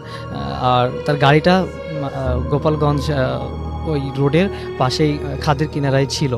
তো রাসেল ভাই এখানে একটা কথা যে গোপালগঞ্জের ওই রোড দিয়ে বিশেষ করে যারা বাস ড্রাইভার, ট্রাক ড্রাইভার, যারা গাড়ি চালান, যা ড্রাইভ করেন, তারা মাঝে মাঝে এমন কিছু অদ্ভুত জিনিস দেখতে পান, যেমন বাচ্চা দৌড় দেয় রাস্তা ক্রস করে, সাদা কাপড় পরা কিছু শেপ ওখানে যাতায়াত করে দৌড় দেয় রাত্রিবেলায়, এভাবে মানুষকে ডিস্টার্ব করে, গাড়ি ড্রাইভারদের ডিস্টার্ব করে। আর মাঝে মাঝে রাত্রিবেলায় অনেক গাড়ি অ্যাক্সিডেন্টেরও অনেক খবর শোনা যায়। এটাও শোনা গেছে যে ড্রাইভাররা এমনও কিছু জিনিস দেখতে পান যে রোডগুলো অনেক রোড হয়ে যায়, 6-7টা 5টা 3টা এরকম রোড হয়ে যায়। ওই কোন রোড দিয়ে তারা গাড়িটা ড্রাইভ করবে সেটা অনেক সময় ইতস্তত হয়ে যায়, যে গাড়িটা ড্রাইভ করতেও অসুবিধা হয় অ্যাটলিস্ট। তারপরে ফাইনালি দেখা যায় যে তারা অ্যাক্সিডেন্ট করে বা বিভিন্ন সমস্যার সম্মুখীন হন, যাত্রীটাত্রীও অনেক মারা যান। জি রাসেল ভাই, এটাই ছিল আমার ঘটনা। থ্যাংক ইউ সো মাচ আপনার ঘটনার জন্য, আপনাকে ধন্যবাদ। আশা করছি আপনাদের ওই ঘটনাটি ভালো লেগেছে। আমরা যেটা করব সেটা হচ্ছে আরও একবার মনে করিয়ে দিব আমাদের ইমেল অ্যাড্রেসটা। আমাদের ইমেল অ্যাড্রেস হচ্ছে bhutfm@radiofurti.fm, which is BHWTFM@radioforti.fm। আপনার নাম, ঠিকানা এবং ফোন নাম্বার সহ আপনার জীবনে ঘটে যাওয়া বা আপনার জানা সেরা ঘটনা লিখে পাঠান আমাদের কাছে। ঘটনার শুরুতে অবশ্যই উল্লেখ করুন যে ঘটনাটি আপনি স্টুডিওতে এসে শেয়ার করতে চান, নাকি আপনি চান আপনার ঘটনা আমরা পড়ে শোনাই। যারা দেশের বাইরে রয়েছেন তারা সরাসরি অডিও ক্লিপ পাঠাতে পারেন বা লিখেও পাঠাতে পারেন আপনার ঘটনাটি। আর আমাদের যে দুটো ফেসবুক পেজ রয়েছে সেখানে তো আপনি সবসময় যোগাযোগ করতে পারেন। আমাদের ফেসবুক পেজের অ্যাড্রেস হচ্ছে www.facebook.com/radio.furti and www.facebook.com/bhutfm.russell। আমাদের সঙ্গে এই ফেসবুক দ্রুত আপনি সবসময় কানেক্টেড থাকতে পারেন। আমাদের যে টুইটারের যে অ্যাকাউন্টটা রয়েছে সেটা আপনারা খুঁজলেই পাবেন, Russell_Bhuth FM। আমি দেখতে পাচ্ছি রিফাত খান কাতার থেকে শুনছেন, আমাদের সাথে আছেন তিনি, এবং তিনি আমাদেরকে একটা মেসেজ পাঠিয়েছেন। আমাদের সাথে আরও অনেকেই এই মুহূর্তে কিন্তু আছেন। আপনাদের সবাইকে অনেক অনেক ধন্যবাদ যারা আমাদের সাথে দেশের বাইরে থেকে যোগ দিলেন। মুরসালিন মায়ান আমাদের সাথে আছেন, শাহরিয়া, এবং তিনি আছেন হচ্ছে ইন্ডিয়া থেকে। ওকে, শাহরিয়ার আহমেদ সিয়াম আমাদের সাথে আছেন নিউ ইয়র্ক থেকে, তিনি শুনছেন।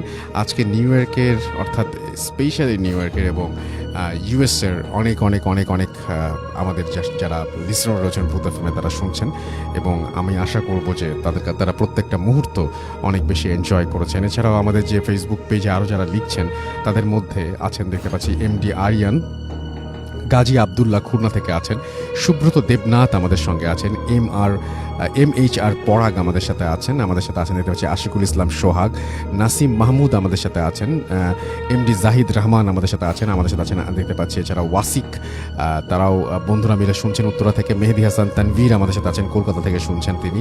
রনি RS আমাদের সাথে আছেন, নুসরাত জাহান মুন্নি, এবং গুড নাইট এভরিওয়ান তিনি লিখেছেন। এমডি রুবেল আমাদের সাথে আছেন, 3 বন্ধু মিলে তারা কুয়েত থেকে শুনছেন, আমাদের সাথে আছেন। দেখতে পাচ্ছি আরও অনেকেই এই মুহূর্তে গোপালগঞ্জ থেকে আছেন, মুনির সাগর, অ্যালেক্স সানি সাইফুল আমাদের সাথে আছেন, দেখতে পাচ্ছি। এছাড়াও শেখ আল আমিন, এছাড়াও আমাদের সাথে আছেন এমডি রিফাজ আমাদের সাথে আছেন, দেখতে পাচ্ছি ডিমন্স লর্ড মন্টি, এবং আমাদের সাথে আছেন, দেখতে পাচ্ছি। এছাড়াও প্লাবন মজুমদার আছেন, রৌনক মুরাদ আমাদের সাথে আছেন, দেখতে পাচ্ছি। এছাড়াও আরও অনেকেই, তার মধ্যে শেখ নাসির, ফয়সাল আহমেদ আমাদের সাথে আছেন, আদর কবির আমাদের সাথে আছেন, হুমায়ুন রহমান সাদ আমাদের সাথে আছেন, এমডি রাকিব হাসান আছেন আমাদের সাথে, মনির খান, এমডি জুবায়ের, জয়, সঞ্জয় বাবু আমাদের সাথে আছেন, রুদ্র সরকার, আহমেদ শরীফ আমাদের সাথে আছেন, দেখতে পাচ্ছি এছাড়াও ওয়াই সান তমাস, আচ্ছা আমাদের সাথে আছেন দেখতে পাচ্ছি, এছাড়াও আদনান সামি, আমাদের সাথে জন মারুফ সহ আরও অনেকে আছেন। রেডিও ফুর্তির যে পেজ, সেই পেজেও আমাদের সাথে অনেকে কিন্তু এই মুহূর্তে আছেন। এই পেজটির অ্যাড্রেস হচ্ছে www.facebook.com/bhutfm radio.furti এবং এখানে www.facebook.com/bhutfm ভূতএফএম.রাসেল, এটা হচ্ছে আচ্ছা আমাদের যে পেজটা সেটা হচ্ছে ভূতএফএম.রাসেল, আর রেডিও ফুর্তির পেজটা আমি বারবার ওটা বলে ফেলছি, রেডিও ফুর্তির পেজটা হচ্ছে www.facebook.com/radiodotfurti। অলরাইট, আমাদের এখানে আছেন চঞ্চল চৌধুরী, আছেন আমাদের সাথে এমডি মতিউর রহমান মিতু, আমাদের সাথে আছেন এমডি আব্দুল বাশার প্রভাত, আছেন আমাদের সাথে মাহিদ মাহমুদ, প্রীতম আমাদের সাথে আছেন, আমাদের সাথে আছেন সাইদ ইকবাল, আমাদের সাথে আছেন নাসিম মাহমুদ, হিমেল দেবনাথ আমাদের সাথে আছেন, হুসাইন মোহাম্মদ তালহা আমাদের সাথে আছেন, মোহাম্মদ ওসমান সাদি আমাদের সাথে আছেন, মোহাম্মদ রায়হান বিশ্বাস আমাদের সাথে আছেন, পাভেল আছেন আমাদের সাথে সাইফ ইকবাল, হৃদয় খান, শ্রাবন্তী দেবনাথ, পূজা সহ আরও অনেকে। থ্যাংক ইউ ভেরি মাচ যারা আমাদের সঙ্গে এতক্ষণ পর্যন্ত ছিলেন এবং যারা আমাদের সাথে বিভিন্ন ঘটনা শেয়ার করলেন এবং আমাদের সাথে এতক্ষণ পর্যন্ত থাকার জন্য আপনাদের সবাইকে অনেক ধন্যবাদ। আজকের মতো এখানে বিদায় নেব, কথা হবে আবারও আগামী শুক্রবার। সেই পর্যন্ত ভালো থাকুন, সুস্থ থাকুন, সুন্দর থাকুন, মোস্ট ইম্পর্টেন্টলি ফুর্তিতে থাকুন। টাটা। Radio Furti 88 FM.